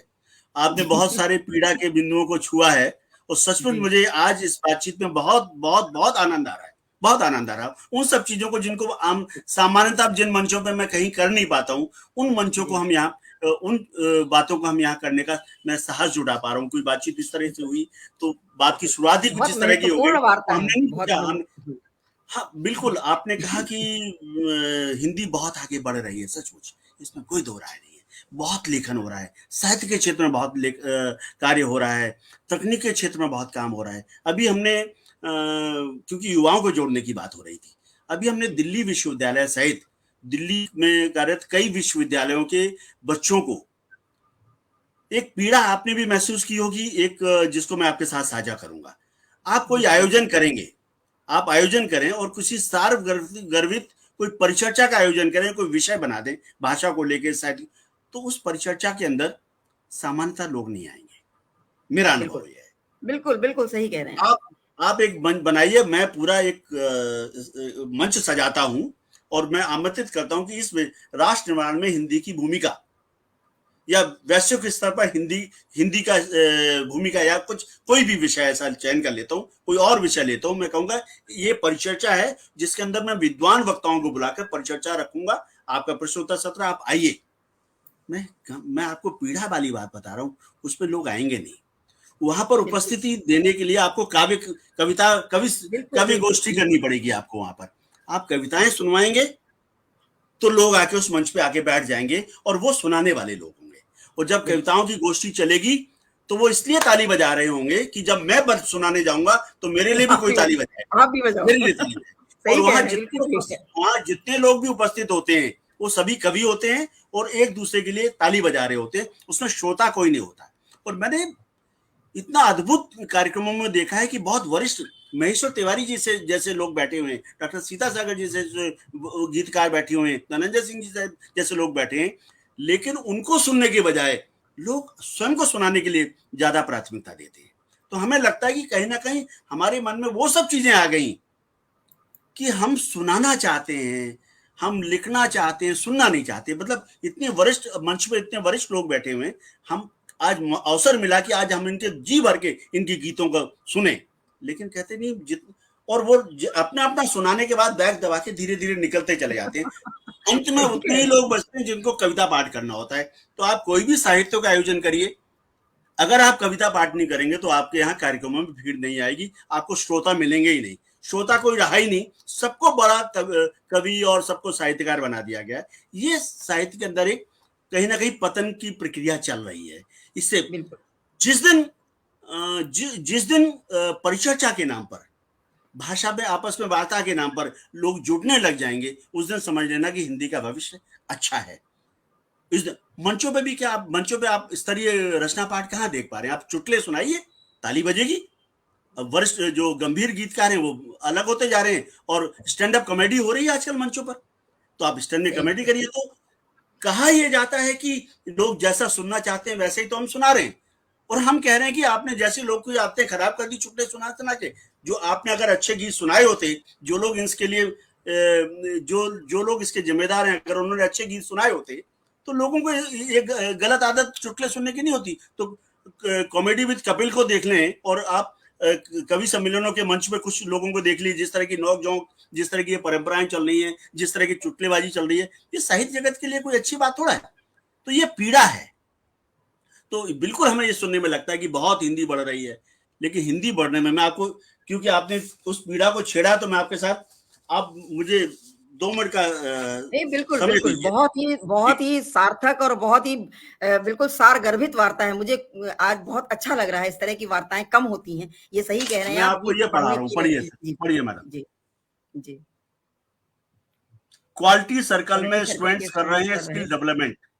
जी। अगर ये हिंदी बढ़ेगी तो हम हिंदी तक नहीं पहुंच पाएंगे। बिल्कुल सही कह ये रहे हैं, बिल्कुल सही कह राष्ट्रीय रहे हैं। समाचार पत्र का फोटोस्टेट है। क्वालिटी सर्कल मतलब सब हिंदी की बिल्कुल छीछा लेदर कर दी है बिल्कुल। इसके ना अंदर मैंने इंग्लिश रही पूरा ना अलग, हिंदी आप रही देखिए, है। ये देखिए, अगर आप देख पा रहे हैं तो देखिए, वो नहीं, वो दिखाई दे रहा, और ये सत्य है। ये हम लोग देखते तो हैं रोजमर्रा की, अपने जो दिनचर्या में हम भाषा देखते हैं। हमारे लोग बच्चे बोल रहे हैं, जो भाषा हमारी बोली जा रही है, अगर हम इसको कहीं ना कहीं मान लेते हैं कि ये भाषा है और इससे भाषा आगे बढ़ रही है, तो माफ कीजिए, आगे आने वाले समय में भाषा का स्वरूप बिल्कुल बदल जाएगा। अब हम देखिए, मैं 2-3 चीजें बता रहा हूँ, बार बार बोलता हूँ, बहुत सारे लोगों ने इसको सुन रखा होगा कि यूनिवर्सिटी के 22 चांसलर ने, मैडम आप सुनिएगा, देखिए, जी बिल्कुल। यूनिवर्सिटी के 22 चांसलर को स्टूडेंट्स ने अपने पेरेंट्स के साथ राइटिंग में कंप्लेंट की है कि ओह, मार्कशीट के डिले होने से उनके दूसरे इंस्टीट्यूट्स में एडमिशंस के चांस निकल जाएंगे। वाह। ये सर्कुलर है। एक मॉर्निंग आवर्स के ट्रैफिक को देखते हुए डिस्ट्रिक्ट एडमिनिस्ट्रेशन ने जो ट्रैफिक रूल्स अपने ढंग से इंप्लीमेंट करने के लिए जो जेन्युइन एफर्ट्स किए हैं, वो रोड को प्रॉम्प्ट टू एक्सीडेंट बना रहे हैं, क्योंकि सारे व्हीकल्स लेफ्ट टर्न लेकर यूनिवर्सिटी रोड को ब्लॉक कर देते हैं। इन प्रॉब्लम्स का इमीडिएट सॉल्यूशन होना चाहिए। तो अगर हम सचमुच भाषा को लेकर गंभीर हैं, तो हमें इस भाषा, ये तो लिखित में है, जो अखबारों में आ रहा है, जो विद्यालयों और विश्वविद्यालयों के जो सूचना पट है उस पर टांगे जा रहे हैं, जो बोलचाल में बोल रहे हैं, हमारे बच्चे बोल रहे हैं, विश्वविद्यालय में बोल रहे हैं, सार्वजनिक स्थल में बोल रहे हैं, किस तरह की हम भाषा बोल रहे हैं, उस भाषा को कहीं ना कहीं ये क्या कि आप बचा सकते हैं। हिंदी तो बढ़ ही रही है, लेकिन हिंदी अगर जैसी बढ़ रही है ऐसी तो नहीं बढ़नी चाहिए। हिंदी के ऊपर गंभीर चिंतन की जरूरत है। और कहीं ना बिल्कुल। कहीं ये देखिए, एक हमारी ये एक पत्रिका आती है, हिंदुस्तानी भाषा भारती, ये त्रैमासिक पत्रिका है, त्रैमासिक पत्रिका। मैंने आपको, क्योंकि आपने जो पीड़ा के बिंदु छुए हैं ना, तो मैं आपको बहुत आभार प्रकट करता हूं कि आपने कहीं ना कहीं वो पीड़ा के बिंदु से कहीं ना कहीं कुछ रिश्ता शुरू हो गया मेरा। ये एक पत्रिका आती है हिंदुस्तानी में, ये त्रैमासिक पत्रिका है। आदरणीय विनोद पाराशर जी कह रहे हैं कि सही कहा पाठक जी, ज्यादातर मंचों में कविता नहीं, चुटकुलेबाजी परोसी जा रही। ये भी इस पत्रिका से जुड़े हुए, ये हमारी हिंदुस्तानी भाषा पत्रिका है। ये पत्रिका विशुद्ध रूप से भारतीय भाषाओं और हिंदी के ऊपर केंद्रित है। इसके अंदर ना तो कोई कविता छपती है, ना कोई कहानी छपती है, ना गजल छपती है, ना व्यंग्य छपता है। सिर्फ विशुद्ध रूप से इसके अंदर दो बड़े साहित्यकारों के इसमें साक्षात्कार होते हैं, उनके लेख होते हैं, और कोई एक भाषा पे केंद्रित ये होता है। जैसे ये भाषा हरियाणवी उद्गम, विकास एवं व्यवहारिक दृष्टिकोण, प्रत्येक अंक किसी एक विशेष भाषा पर, बोली पर केंद्रित होता है। इसके लिए लगातार मुझे पूरे, वो त्रैमासिक है, जब तक छप नहीं जाती, कई लोग मुझे संपर्क करते हैं कि मैं कविता भेज रहा हूं, मैं कहानी भेज रहा हूं, मैं गजल भेज रहा हूं, मैं व्यंग्य भेज रहा हूं। इसके लिए लेख मिलने मुश्किल हो जाते हैं। लोग सही विशुद्ध लेख, इसके ऊपर भाषाओं पर केंद्रित लेख नहीं दे पाते। तो जिस दिन भाषा के नाम पर हमें अच्छी कविताएं सुनने को मिल जाएंगी, जब किसी परिचर्चा में हमें पूरी उपस्थिति मिल जाएगी, इस तरह की पत्रिकाओं में लेख मिलने लग जाएंगे, मुझे लग रहा है उस दिन हमें लगेगा कि हमारी भाषा कहीं बहुत अच्छी स्तर पर बन रही है, हम उसको सही दिशा दे पा रहे हैं। इस कड़ी को आगे बढ़ाने के लिए मैंने दिल्ली विश्वविद्यालय के विभिन्न सहित कई विश्वविद्यालयों के बच्चों से संपर्क किया। और इस बार मैं आपको बताऊं, एक अद्भुत कार्यक्रम हम लोगों ने, हिंदुस्तानी भाषा अकादमी ने और संस्कृति मंत्रालय, भारत सरकार के इंदिरा गांधी राष्ट्रीय कला केंद्र ने मिलकर एक आयोजन किया। दिल्ली विश्वविद्यालय के अलग अलग कोनों के अंदर 3 विश्वविद्यालयों को केंद्र बनाया, 3 महाविद्यालयों को केंद्र बनाया गया। Shri Ram college of commerce, Shyamlal college और श्री वेंकटेश्वर कॉलेज। वहां पर हमने 30-30 बच्चों को बहुत बढ़िया भाषा पे केंद्रित हमने भाषण प्रतियोगिता कराई, और उनमें से 10-10 बच्चों का चयन करके इंदिरा गांधी राष्ट्रीय कला केंद्र ले गए। और इस बार हिंदी दिवस के अवसर, उस पखवाड़े में हमने वहां पर बहुत बड़ा आयोजन किया, जहां पे करीब दिल्ली विश्वविद्यालय सहित बहुत सारी जगह से बच्चे आए, और वहां पे हमने अंतिम चरण की प्रतियोगिता कराई। और जो प्रथम, द्वितीय, तृतीय, उनको नगद पुरस्कार समेत उनको दिए गए, उनको स्मृति चिन्ह दिए गए, उनको प्रमाण पत्र दिए गए। पहले से 7 से 10 तक वालों को स्मृति चिन्ह दिए गए। 30 के 30 बच्चों को वहां पे सम्मानित किया गया, और भव्य स्वरूप था उसका। और वहां बैठे हुए व्यक्ति गदगद हो रहे थे, बच्चों के अंदर क्या विचार थे। अगर उनको सही मंच दिया जाए, वो भाषा के ऊपर बहुत अच्छा बोल सकते हैं। आप हिंदुस्तानी भाषा अकादमी की यूट्यूब पे आप तलाशिए, बच्चों का क्या सोच है, बच्चों के क्या विचार हैं, हम तो यहीं उलझे रह जाते हैं। उन बच्चों को आगे ले जाने की आवश्यकता है। हमें कहीं यहाँ से निकलकर युवाओं की तरफ ध्यान देना पड़ेगा। हमने जो कुछ सुनना था, सुनाना था, वाह वाह करना था, इनसे आगे निकल के कहीं हम थोड़ा सा और आगे निकल जाए तो सही अर्थों में हम कहीं ना कहीं अपनी भाषा की सेवा कर पाएंगे, हिंदी की सेवा कर पाएंगे। मैं ये जरूर कहना चाहूँगा जी। बहुत ही आपने सभी इतने महत्वपूर्ण बिंदु आज हमारी वार्ता हो रही है, इतनी श्रेष्ठ वार्ता पहली बार मैं आपसे कर रही हूँ। आपने जो भाषा हिंदी भाषा की मैंने बात की कि हिंदी भाषा पर काम हो रहा है, हमारा हिंदी साहित्य आगे बढ़ रहा है, और जिस भाषा की आपने बात की है, ये भाषा हमारी आज के जो इंग्लिश मीडियम के पढ़े हुए बच्चे हैं, ये उनकी भाषा है सर। और हमारे पटल पर जो साहित्यकार उपस्थित हैं, इनकी भाषा की मैंने बात की बहुत थी अच्छी, कि हिंदी बहुत अच्छी, भाषा के क्षेत्र में बहुत अच्छी। हमारे सभी वरिष्ठ रचनाकार बिल्कुल मैं सभी का नाम भी ले रही हूँ। इनकी आप साहित्य ये इस भाषा की मैंने बात की थी कि हमारा हिंदी साहित्य के क्षेत्र में बहुत काम हो रहा है, लेकिन अभी बहुत कुछ काम होना बाकी है। और जो वो भाषा जो आधी इंग्लिश जो खिचड़ी भाषा होती है, वो हमारी शिक्षा जो हमारी नई शिक्षा नीति निकली है, इस पर भी आपने बात की है। तो हमारे शिक्षा का जो ढांचा है, उसको बदलने की आवश्यकता है। और ये बड़े ही इतने इतने बड़े-बड़े काम हैं, जो मुझे लगता है कि शायद हमारी पीढ़ी तक ये खत्म नहीं होंगे, काम अधूरे रहेंगे। शिक्षा नीति पूरे शिक्षा का ढांचा बदलने की आवश्यकता है। जो हमारे स्कूलों में जो शिक्षा दी जा रही है, हमारे बच्चों को बच्चे तो बिल्कुल कोरा कागज होते हैं, उनको आपने जो फीडिंग करी वो जान गए। जो भाषा उन्होंने सीखी, ये जो आधी अंग्रेजी आधी इंग्लिश, ना वो इंग्लिश में मास्टर है ना वो हिंदी में मास्टर है, जो ये भाषा बोली जा रही है खिचड़ी वाली भाषा, जिसको हिंग्लिश भाषा भी ये कहा जाता है, हिंग्लिश दोनों का मिक्सचर होता है।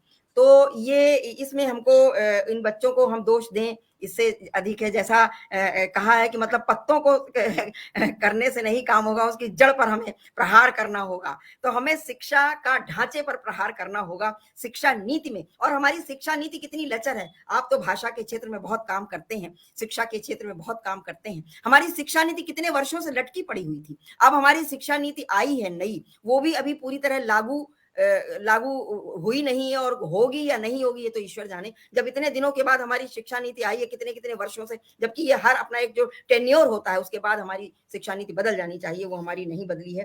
तो और आपने जो नई शिक्षा नीति में जो भारतीय भाषाओं की स्थिति है, इसमें शिक्षा के माध्यम की जो बात हुई है, समाचार पत्रों के माध्यम की जो बात हुई है, वो हमारा शिक्षा का माध्यम ही, जो पहली चीज तो अंग्रेजी माध्यम के विद्यालयों पर ही मेरा अपना व्यक्तिगत ये सोच है कि इन पर ही बैन लगा देना चाहिए, प्रतिबंध लगा देना चाहिए। जो अंग्रेजी माध्यम के विद्यालय हैं, ये न तो अंग्रेजी माध्यम के विद्यालय हैं, ना ये हिंदी माध्यम के विद्यालय हैं। ये हमारी जो नई पौध, हमारे जो नए बच्चे, हमारे जो युवा जो हमारे बच्चे आगे बढ़ेंगे, इनको बिल्कुल इनकी विकृत मानसिकता कर रहे हैं। ना उनको हिंदी के प्रति उनका समर्पण है, ना वो हिंदी की गुणवत्ता जान पा रहे हैं, ना वो हिंदी का महत्व जान पा रहे हैं। तो ये सबसे पहले जो जड़ में जो प्रहार होना चाहिए, अंग्रेजी माध्यम के विद्यालयों पर रोक लगनी चाहिए। और ये काम सरकार ही कर सकती है, क्योंकि कोई काम करने के लिए हमें पावर चाहिए। हम आम जनता, हमारे पास पावर तो है नहीं। हम कह सकते हैं, अपनी बात कह सकते हैं, भाषण दे सकते हैं, विचार, लेकिन करेगी तो जो हमारा तंत्र है, जो हमारी व्यवस्था है, वो करेगी। तो ये भी बहुत बड़ी पीड़ा है। वैसे आपने बड़ी पीड़ाएं जो करी है, ये सब हम सबकी पीड़ा है, लेकिन आपने जो अपनी मुखर वाणी से जो पीड़ा कही, मुझे ये बहुत अच्छा लगा है। मैं भी इस तरह की बातचीत पसंद करती हूँ। बिल्कुल जो सत्य है उसको सामने लाना चाहिए, और उसको कहने से ही नहीं, कुछ करने से काम होना चाहिए। और आपने जो समीक्षा के क्षेत्र को पर आपने बात करी, आपने युवाओं की बात की, जो युवा बिल्कुल जो कहते हैं बरगद के पेड़, जो हमारे सीनियर्स होते हैं, हम सब पीड़ित रहे, ऐसा नहीं, हमारे भी सीनियर रहे हैं, आज हम सीनियर हैं, तो वो बरगद की तरह खड़े रहते हैं, वो नीचे वालों को बढ़ने ही नहीं देते हैं। तो एक ये भी मानसिकता युवाओं की, और जिस क्षेत्र में आप बहुत काम कर रहे हैं, और मेरा भी ये काम है, मैं भी जो युवा होते हैं, मेरा प्रयास होता है कि उनको मैं जितना मैं कर सकती हूँ, अपनी जितना यथाशक्ति यथासंभव मैं उनके लिए उनको मैं आगे बढ़ाने के लिए कुछ करूं। क्योंकि हमारा अगर युवा हमारे भविष्य हैं, और हमारे युवा कुंठित होंगे तो हमारा भविष्य कुंठित होगा। तो बहुत बड़ा काम आपने कहा। आपने जो पीड़ा व्यक्त की, प्रकाशन की पीड़ा व्यक्त की, ये सब पीड़ाएं हैं, बिल्कुल ये सत्य हैं। बिल्कुल ये आपने बिल्कुल खोल के रख दिया है। बिल्कुल जो लोग खोलते नहीं है, बिल्कुल पन्ने दबे रहते हैं, आज पन्ने खुल गए हैं। मुझे बहुत अच्छा लगा इस तरह की वार्ता से।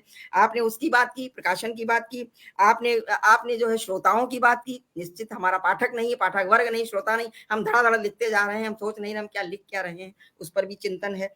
तो ये सब विकृतियां हैं जिन पर आपने प्रहार किया है।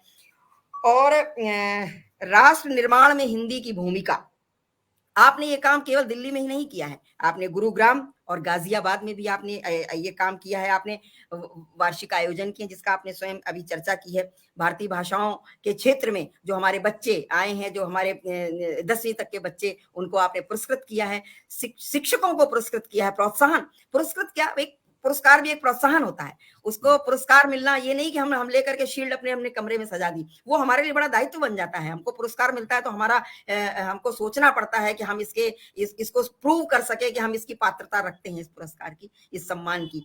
तो आपने इस उत्साहवर्धन के लिए आपने सबको इनको पुरस्कृत किया है। और ऐसा ही नहीं, आपने शिक्षण संस्थाओं को भी पुरस्कृत किया है, जहां से अधिक प्रविष्टियां आई हैं, जिन विद्यालयों ने अधिक प्रविष्टियां भेजी हैं, उनको भी आपने जो है सम्मानित किया है। और जैसा आपने बताया, छात्रों को भाषा दूत, भाषा रत्न दिया, तो और सर्वाधिक प्रविष्टि वाले विद्यालयों को आपने भाषा गौरव सम्मान से सम्मानित किया, उन विद्यालयों को सम्मानित किया। तो ये बहुत बड़ी बात होती है, किसी के उत्साह के लिए सम्मान देना, और सम्मान हमारे उत्साहवर्धन के लिए ही होते हैं। बहुत ही सार्थक वार्ता है हमारी पाठक जी, आज बहुत अच्छा लग रहा है सुधाकर जी आपसे। इतनी बात तो हमारी इससे पहले हुई नहीं है, आज बहुत ही सार्थक बात हुई। और हमारे सभी रचनाकार उपस्थित हैं, सभी बहुत ही इस वार्ता की बड़ी तारीफ कर रहे हैं। रजनीश गोयल बहन बराबर बनी हुई है, कह रही है सुंदर वार्ता। और प्रमोद मिश्र जी कह रहे हैं तालियों को मैं पसंद नहीं करता, लेकिन ये बात तो कह तो रहे हैं निर्मल जी, बहुत वरिष्ठ साहित्यकार हैं, बहुत वरिष्ठ गीतकार हैं, लेकिन मैं समझती हूँ ये अंदर से एक होता है कि मतलब लोग अगर ताली नहीं बजा रहे हैं तो जो है लगता है शायद हम कुछ गड़बड़ पढ़ रहे हैं, हम अच्छा नहीं पढ़ रहे हैं। कुमार विश्वास हमारे देश के बिल्कुल इस समय टॉप मोस्ट पर हैं, मैं उनको सुनती हूँ, मैं उनको बहुत सुनती हूँ, वो मेरे बड़े पसंदीदा जो भी है। उनकी भाषा मुझे अच्छी लगती है, उनकी हिंदी भाषा। आप देखिए, कुमार विश्वास बिल्कुल शुद्ध हिंदी बोलता है, कुछ सुधाकर पाठक जी आपने सुना होगा, एक कुमार विश्वास और एक अमिताभ बच्चन, ये दोनों मेरे बड़े फेवरेट है। और जब हिंदी बोलते हैं तो एक भी शब्द इंग्लिश का नहीं होता है, और जब इंग्लिश बोलते हैं तो एक भी शब्द हिंदी का नहीं होता है। और ऐसा ही होना चाहिए, यही भाषा की समृद्धि होती है कि हम जिस भाषा पर रखें पूरी कमांड रखें, खिचड़ी ना पाले, ना हम हिंदी के ना हम अंग्रेजी के, किसी के नहीं है। तो जो है इस तरह करके प्रमोद जी लिख रहे हैं, मैं तालियां नहीं पसंद करता हूँ, लेकिन जो कुमार विश्वास भी कहता है, मैंने सुना है, कहता है जब तक आप ताली नहीं बजाओगे मैं यही पढ़ता रहूंगा। तो ये एक होता है, एक मनोविज्ञान होता है, तो इसमें कोई अन्यथा लेने वाली बात नहीं है, मनोविज्ञान होता है हमारा। और विनोद पाराशर जी कह रहे, सही कहा पाठक जी ने, ज्यादातर मंचों पर कविता नहीं चुटकुलेबाजी होती है। और इस तरह करके बड़ी सार्थक टिप्पणियां सब लोग कर रहे हैं। भूदत्त शर्मा जी लिख रहे हैं, सार्थक चर्चा है, आज का कार्यक्रम अद्भुत है, सार्थक है, मन जागृत करने वाले। भूदत्त शर्मा जी की टिप्पणी है। और सभी की बहुत अच्छी अच्छी टिप्पणियां, शोभा रंगू बहन बराबर उपस्थित हुई हैं, आपका प्रयास सार्थक हो, सभी की उत्साहवर्धक टिप्पणियां हैं, बहुत अच्छा लगा है आज का। निसंदेह वार्ता ऐसी ही होनी चाहिए, और इसी तरह की वार्ता हो जिससे हम सब लाभान्वित हो, हम सबके अंदर एक चेतना जागृत हो, हम सब जागरूक हों। तो अब इस वार्ता को थोड़ा सा आगे बढ़ाते हैं। मैंने कविता, चलिए अब मैं कविता के लिए नहीं कहूंगी, मैं उसका जो है बिल्कुल प्रारूप बदल जाएगा, वो एक दिशा बदल जाएगी बातचीत की। जी आपका क्योंकि बहुत विद्वान लोग यहाँ पे हैं, जो जिनके बहुत बड़े रचनाकार लोग यहाँ पे जुड़े हुए हैं, सभी जो वास्तव में वरिष्ठ लोगों से कभी सुनेंगे, अच्छा लगेगा।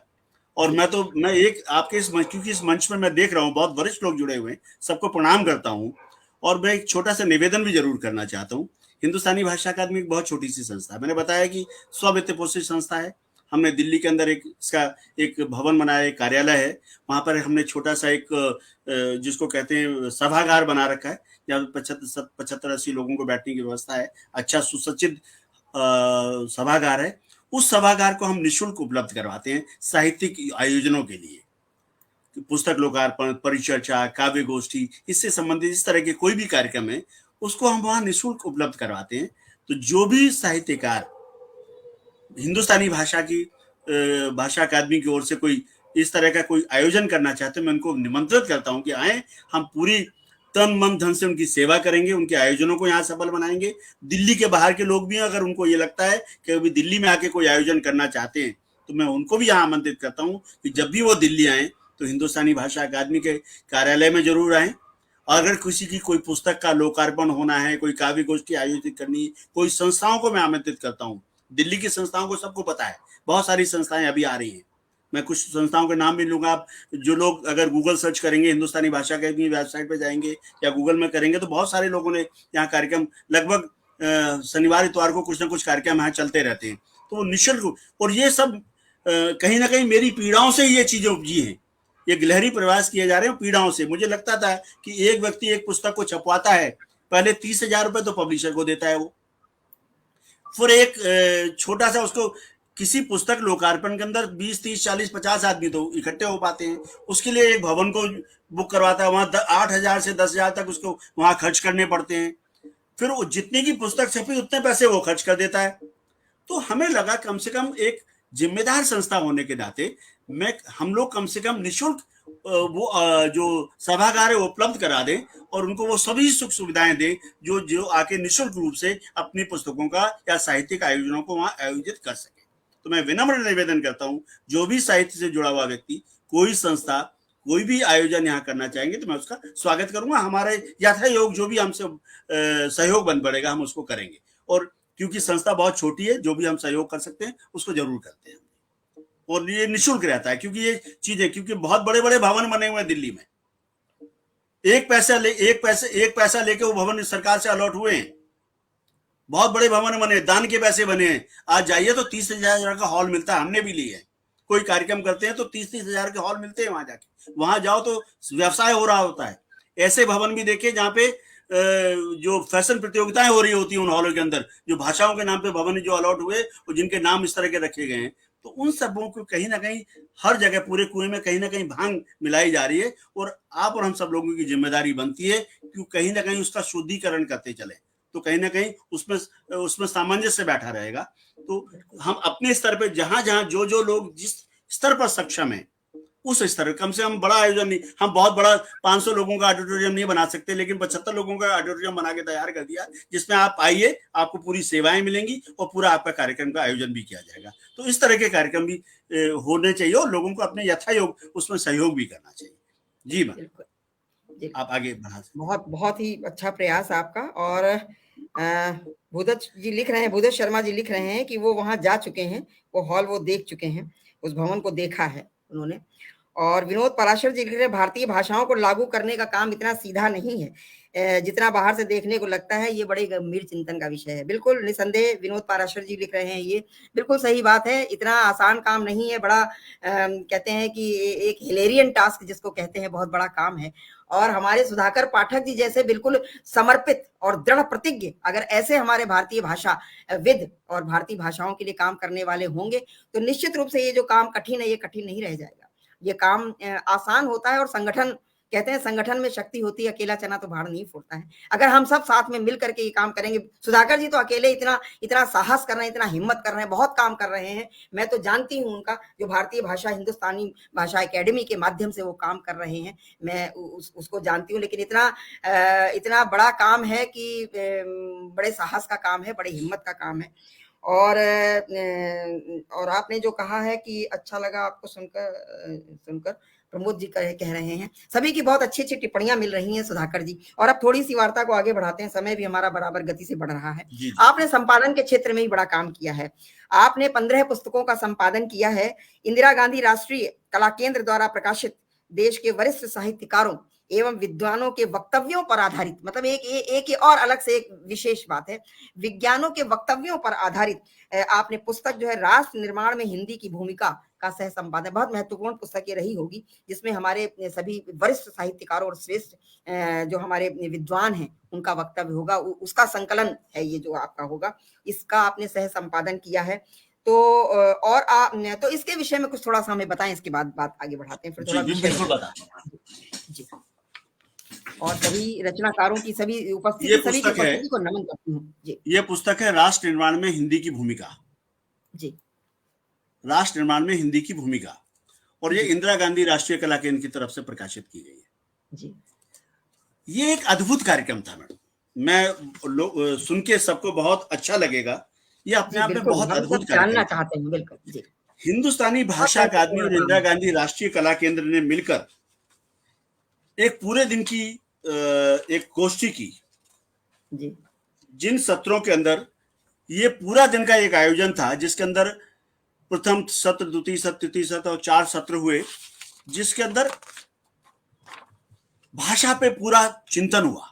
और इस पूरे कार्यक्रम के अंदर दिल्ली के विभिन्न विद्यालयों के भाषा शिक्षक इसके अंदर उपस्थित थे। आप इसमें देखेंगे तो मुझे लगता है कि इस कार्यक्रम के अंदर श्री विश्वनाथ तिवारी जी, चित्रा मुदगिल जी, डॉक्टर सच्चिदानंद जोशी जी, नरेंद्र कोहली जी,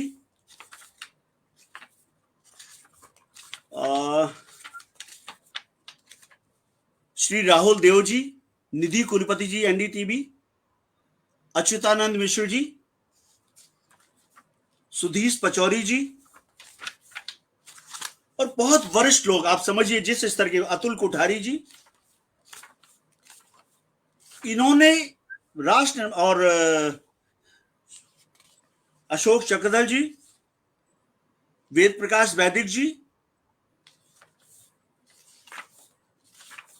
और आप समझिए कि इतने विद्वान वक्ता जिस मंच पे बोल रहे होंगे, तो पूरे दिन कार्यक्रम चला। ये अपने आप में बहुत अद्भुत कार्यक्रम था।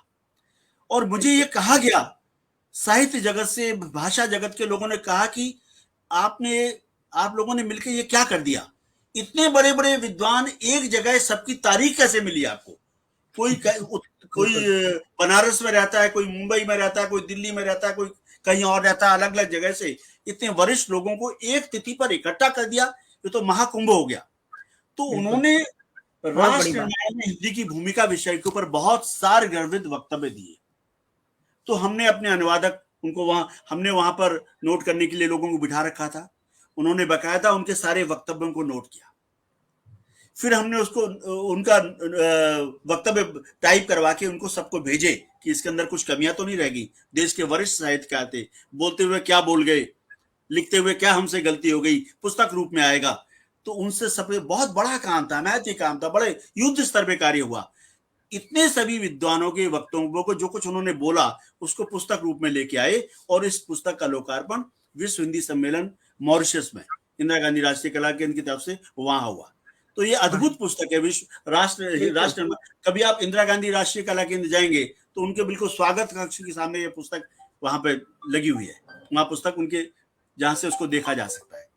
तो एक अद्भुत पुस्तकें हुई। इसी तरह की पुस्तक आप देखेंगे, उसमें कहीं होगा एक भाषागत अनागत पुस्तक है, एक चिंता से चिंतन तक, हिंदी चिंता से चिंतन तक, इस तरह की 3 पुस्तकें और हम लोगों ने छापी अलग तरह से। अगर आप देखेंगे हमारी पुस्तकें, मतलब पुस्तकें भाषागत अनागत पुस्तक है ये, भाषागत अनागत। देश के 31 विद्वानों के साक्षात्कार हैं।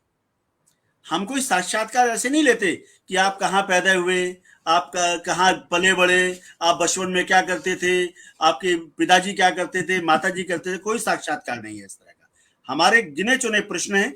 आप त्रिभाषा सूत्र के बारे में क्या कहना चाहते हैं, आप 8वीं अनुसूची के बारे में क्या कहना चाहते हैं, राष्ट्र निर्माण में हिंदी को आप कहाँ, तो देखिए चित्रा मुदगिल जी, गिरीश्वर मिश्र जी, राहुल देव जी, कमल किशोर गोयनका साहब, डॉक्टर नाम्बर सिंह जी, अशोक चक्रधर जी, रामदरस मिश्र जी, सचिदानंद जोशी जी, अवनीश कुमार जी, हरीश नवल, बलदेव भाई शर्मा, नंद किशोर पांडे, गोविंद व्यास, अनामिका जी, निशांत जैन, रमा शर्मा, गंगा प्रसाद उत्पेती, जो कि जो नेपाल में जो प्रज्ञा संस्थान है उसके अध्यक्ष, दिनेश तिवारी जी, महेश चंद्र शर्मा जी, मैत्री पुष्पा जी, और हमारे मित्र देशों के राजदूत योगेश पुंजा जी, जो कि सूरीनाम के राजदूत थे, आयसना कन्हई जी, वो थी, राकेश कुमार मिश्र जी, कुमुद शर्मा जी, शीला झुंझुनवाला जी। इन लोगों के साक्षात्कार हैं और गिने गुनाए प्रश्न है कि आप भाषा को लेकर आपका चिंतन क्या है, आप बताइए कि आपका चिंतन क्या है, आप 8वीं अनुसूची के बारे में क्या कहते हैं, आप त्रिभाषा सूत्र के बारे में क्या कहते हैं, आप हिंदी के भविष्य को कैसे देखते हैं, आप जो समाचार पत्रों की जो भाषा है इसको लेकर आपका क्या सोच है आपकी। इन सब बातों को केंद्र में रखे ये पुस्तक आती है, हिंदी विमर्श के विविध आयाम। ये पुस्तक आती है माध्यमिक एवं प्राथमिक एवं माध्यमिक शिक्षा में भारतीय भाषाओं के समक्ष चुनौतियां। ये सभी पुस्तकें आपको यही मिलेंगी, सभी पुस्तकें आपको मिलेंगी। अगर आप देखेंगे इसमें भारतीय भाषाएं चिंता से चिंतन तक, या आपको पुस्तकें यही मिलेंगी आपको। तो आप अगर सचमुच कहीं भाषा की पीड़ा को मन में लेके जी रहे हैं, तो उस पीड़ा को कहीं ना कहीं गिलहरी प्रयास ही सही, बाल प्रयास ही सही है, उसके लिए जरूर काम करना चाहिए। सृजन भी करें और भाषा को संवर्धन भी करें, तभी हमारी ये तपस्या पूरी हो पाएगी। सिर्फ साहित्य में ही जुड़े रहे और भाषा का नहीं कर पाए, भाषा या साहित्य में कहीं ना कहीं भाषा को भी समृद्ध करने की बीड़ा को हमें उठाना चाहिए। मैं सभी लोगों से, बिल्कुल मेरे साथ जुड़े हुए बहुत वरिष्ठ लोग हैं, उनको बिल्कुल विनम्र प्रार्थना करता हूं कि इस तरह की कार्यक्रमों से जरूर जुड़ो, भाषा को अपने जहां जहां जो जिस स्तर पे जो जहां है उसको इन सब चीजों के साथ जुड़ना चाहिए और भाषा को केंद्र में रख के परिचर्चाओं का दौर चलाना चाहिए, बच्चों तक ले जाना चाहिए, जो अभिभावकों तक ले। आपने जैसे शिक्षा नीति की बात की, सरकार नई शिक्षा नीति लेके आई है। अभी भोपाल के अंदर 3 पुस्तकें, चिकित्सा की 3 पुस्तकों का लोकार्पण हुआ है। माननीय गृह मंत्री जी ने उसका लोकार्पण किया है। जो चिकित्सा की पढ़ाई हिंदी माध्यम से करने की बात चल रही है, और जगह भी चल रही है, प्राइमरी कक्षा से चल रही है। अभी विनोद पार्षद जी ने कहा कि सचमुच ये काम बहुत दुरूह है, बहुत मेहनत का काम है, बड़ा लंबा समय लगेगा, लेकिन सरकार कहीं चेत रही है। अगर नई शिक्षा नीति के अंदर जब सुझाव मांगे गए थे, तो हिंदुस्तानी भाषा अकादमी ने पूरी एक श्रृंखला चलाई थी कि आने वाली जो हमारी राष्ट्रीय शिक्षा नीति उसके अंदर सुझाव मांगे गए थे, तो हमने कई दौर की चर्चाएं की थी, पर चर्चाएं की थी, कई आयोजन किए थे। उनको केंद्र में लाके उनको इकट्ठा करके हमने सरकार के पास भेजा था कि ये हमारी विचार की इस तरह से इस शिक्षा नीति के अंदर सम्मिलित किया जाना था। बहुत सारे विचार इसमें आए हैं, सब लोगों के आए होंगे उसमें, तो उसका स्वरूप बहुत अच्छा लग रहा है। लेकिन जब ये पूरी तरह से आ जाएगा, लेकिन कहीं ना कहीं बहुत अच्छा लगता है कि शिक्षा नीति आ रही है, भारतीय भाषाओं में पढ़ाई होगी, प्राथमिक कक्षाओं में भी, माध्यमिक कक्षाओं में, अब इंजीनियरिंग और मेडिकल की बात कर रहे हैं, देखने में बड़ा दिव्य स्वप्न जैसा लगता है। लेकिन जब देखते हैं कि जिस प्रांत में आप बैठी हुई हैं, राष्ट्रवादी सरकार है, राष्ट्रवादी लोग हैं, लेकिन एक सभी विद्यालयों को आप मॉडल स्कूल बना देंगे, अंग्रेजी माध्यम बना देंगे। सरकारों में आपस में होड़ लगी है कि कौन कितना बड़ा अंग्रेज भक्त है। उधर राजस्थान की सरकार इतने बड़े पूरे पृष्ठ के विज्ञापन निकालती है कि अब हमारा बच्चा बनेगा बाबू, अंग्रेजी माध्यम से पढ़ेगा। इधर दिल्ली सरकार के मुख्यमंत्री जी बहुत बड़ा बड़ा पोस्टर लगा के बोलते हैं कि हमारा बच्चा भी पढ़ेगा अंग्रेजी माध्यम से। पंजाब सरकार भी बोलती है। तो कहीं ना कहीं मन में कहीं ना कहीं पीड़ा उठ जाती है कि कहीं कथनी करनी में अंतर तो नहीं, कहीं ये भी और शिक्षा नीतियों की तरह कहीं ये भी तो कहीं इधर उधर तो नहीं चलेगी। तो हमें लोगों को बहुत पैनी नजर रखनी चाहिए और कहीं ना कहीं सरकार के ऊपर भी दबाव बना के रखना चाहिए। जी बिल्कुल बिल्कुल, नई शिक्षा नीति लागू हो तब तो कुछ उसके परिणाम आए, और निश्चित रूप से जैसी ये बिल्कुल धींगा मुश्ती जो हमारी नई शिक्षा नीति के प्रति धींगा मुश्ती वाला जो चल रहा है और चलता रहा है, तभी इतनी लेट आई है हमारी, वो भी अभी लागू नहीं हुई है पूरी तरह से। तो निश्चित रूप से अगर ये इस दिशा में अगर हम गंभीरता से हमने विचार नहीं किया, तो हमारी शिक्षा की तो ये छीछा लेदर जो हो रही है होती ही रहेगी। और ये बात बिल्कुल है, जैसे जो मेडिकल इंजीनियरिंग जो हायर एजुकेशन जो होता है उसमें अंग्रेजी का बोलबाला रहता है। तो ये बहुत बड़ी पीड़ा है जो हमारे पराशर जी ने कहा है, बिल्कुल सही बात है। ये बहुत ही बिल्कुल बड़ा क्रांतिकारी इस दिशा में काम करना होगा। जब हमारी प्रारंभिक स्तर पर हम अपनी शिक्षा के विषय में, जब बिल्कुल प्राथमिक स्तर पर जब बच्चा बिल्कुल स्कूल जाता है, वहां से जब उसकी नींव इस तरह की बनेगी, तब जाके आगे ये काम हो पाएगा। और अभी तो हमारा हायर में आप देखिए मेडिकल कॉलेज, मेडिकल की जो शिक्षा है वो हिंदी में होने की बात हुई है, उसका शुरुआत हुआ है, लेकिन ये कितना लागू हो पाएगा। आप सोचिए, जो बच्चे जो अंग्रेजी माध्यम से पढ़ के आए हैं, जो खिचड़ी भाषा से पढ़ के आए हैं, वो कैसे इसको कर पाएंगे। और अंग्रेजी की जो मेडिकल में होता है, वो सारे जो उसके प्रेस्क्रिप्शन होते हैं, जो उसकी दवाएं होती है, सब अंग्रेजी में, सब इंजेक्शन है, ये सब अंग्रेजी भाषा के ही शब्द हैं। इनका हिंदी रूपांतरण कैसे हो पाएगा, बहुत बड़ा काम है, बहुत ही बड़ा काम है। और इस क्षेत्र में मतलब मुझे लगता है अभी कई वर्षों का समय लगेगा इसमें परिवर्तन आने में। वो बस बिल्कुल बेसिक से हमें आगे बढ़ना पड़ेगा। ये ऊपर से हम इसका नहीं, अगर हम कहें कि मेडिकल की पढ़ाई हिंदी में होने लग जाए, ऐसे होगा मैडम। देखिए जी जी ये हिंदी सिर्फ देवनागरी में लिख देने मात्र से परिवर्तन नहीं होने वाला। बस बिल्कुल यही चीज है कि हम अब इंजीनियरिंग की पढ़ाई है पूरी इंग्लिश मीडियम में। सबकी पीड़ा है, आपके भी बच्चे होंगे, मेरे ही बच्चे, ये मोटी मोटी पोथियां इंग्लिश मीडियम में वो बच्चों ने पढ़ी हैं। तो हिंदी का उसका किस तरह से क्या होगा। आजकल जो मल्टीनेशनल कंपनियां चल रही वहां पर क्या है, वहां पर सब इंग्लिश का बोलबाला है। तो ये बड़ी विवशता है हमारे, हम जो अभिभावक हैं, हमारी ये विवशता है कि हम अपने बच्चों को उनका नेटवर्क चला गया शायद। हम अपने बच्चों को जो अंग्रेजी माध्यम के विद्यालयों में पढ़ाते हैं, ये हमारी व्यवस्था है, क्योंकि हमारी जो हायर एजुकेशन है वो हमारी उसी तरह की चल रही है, उसी ढांचे पे चल रही है। और सुधाकर जी का नेट शायद चला गया है, तो अभी वार्ता यहीं पे अधूरी रह जाएगी। और मैं सभी का स्वागत कर लेती हूँ। हमारे पटल पर सभी रचनाकार, शोभा रंगू बहन बराबर बनी हुई हैं, प्रमोद मिश्र निर्मल जी आदरणीय निरंतर बने हुए हैं, बहुत ही सार गर्भित टिप्पणियां दे रहे हैं, बड़ी गंभीरता से सुन रहे हैं। भूदत्त शर्मा जी बराबर जुड़े हुए हैं और वो भी बड़ी गंभीरता से एक वार्ता पर उनकी टिप्पणी मिल रही है। जी, बीच में कुछ जी जी जी जी।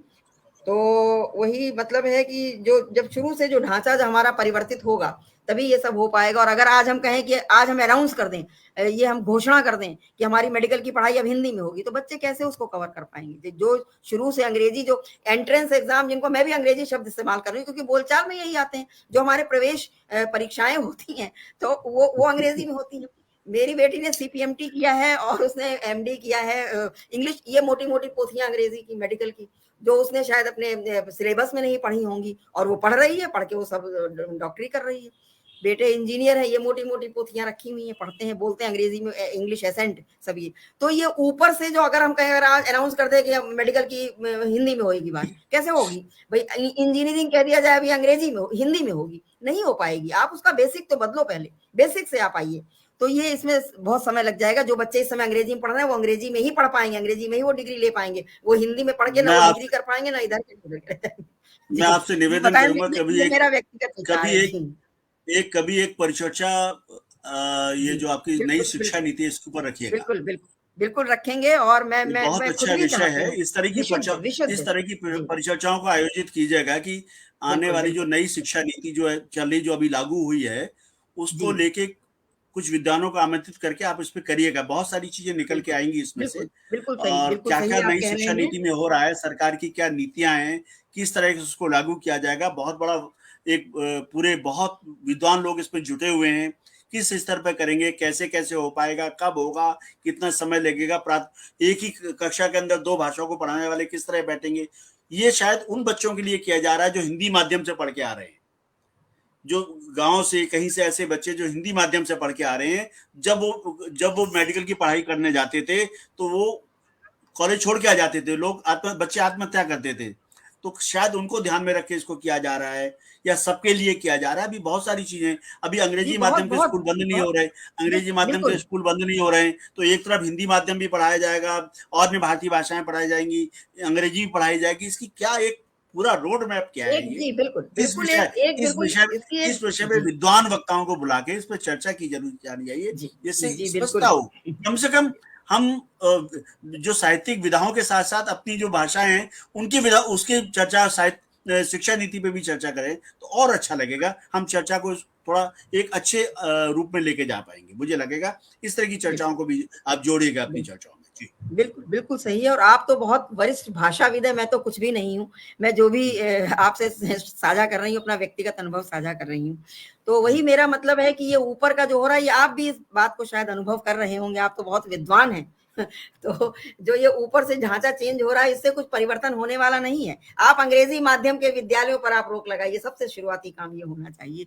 और जो आपने कही गांव से जो बच्चे आते हैं, तो बच्चे जो जो चयनित होते हैं, जिनका चयन होता है, वो यही परीक्षाएं पास करके चयन करते हैं। वो हिंदी, उनके लिए अलग से पेपर हिंदी का नहीं बनाया जाता है। वो भी यही जो एंट्रेंस एग्जाम, जो प्रवेश परीक्षाएं होती है, यही पास करके आगे बढ़ते हैं। वो भी बेचारे किसी तरह, लेकिन जो एक होता है वो किताबी होते हैं। आप देखेंगे गांव के बच्चे वो किताबी होते हैं, भले ही व्यवहारिकता में वो नहीं लगते हैं कि वो इस तरह से शहरों के बच्चे हैं, वो बड़ा उनका असेंट अंग्रेजी वाला रहता है, लगता है बड़े जानकार हैं, भले ही वो अंदर से बिल्कुल खोखले होते हैं, उनकी जानकारी इतनी सॉलिड, इतनी सुदृढ़ नहीं होती जितनी गांव के बच्चे, वो बिल्कुल उस भाषा पर अपनी कमांड करके आते हैं, वो भी यही परीक्षाएं पास करके जाते हैं। तो ये भी मुझे बड़ी विडंबना लगी जब कहा गया मेडिकल की पढ़ाई अंग्रेजी हिंदी में होगी। अरे हिंदी में होगी, पहले आप अंग्रेजी माध्यम के विद्यालय बंद करिए। आप कहाँ से वहां ऊपर से नीचे चल रहे हैं? आप नीचे से ऊपर चलिए, बिल्कुल पहली सीढ़ी से आप ऊपर चलिए। ऊपर से आएंगे तो कहाँ नीचे गिरेंगे आकर के, आप कुछ नहीं कर पाएंगे।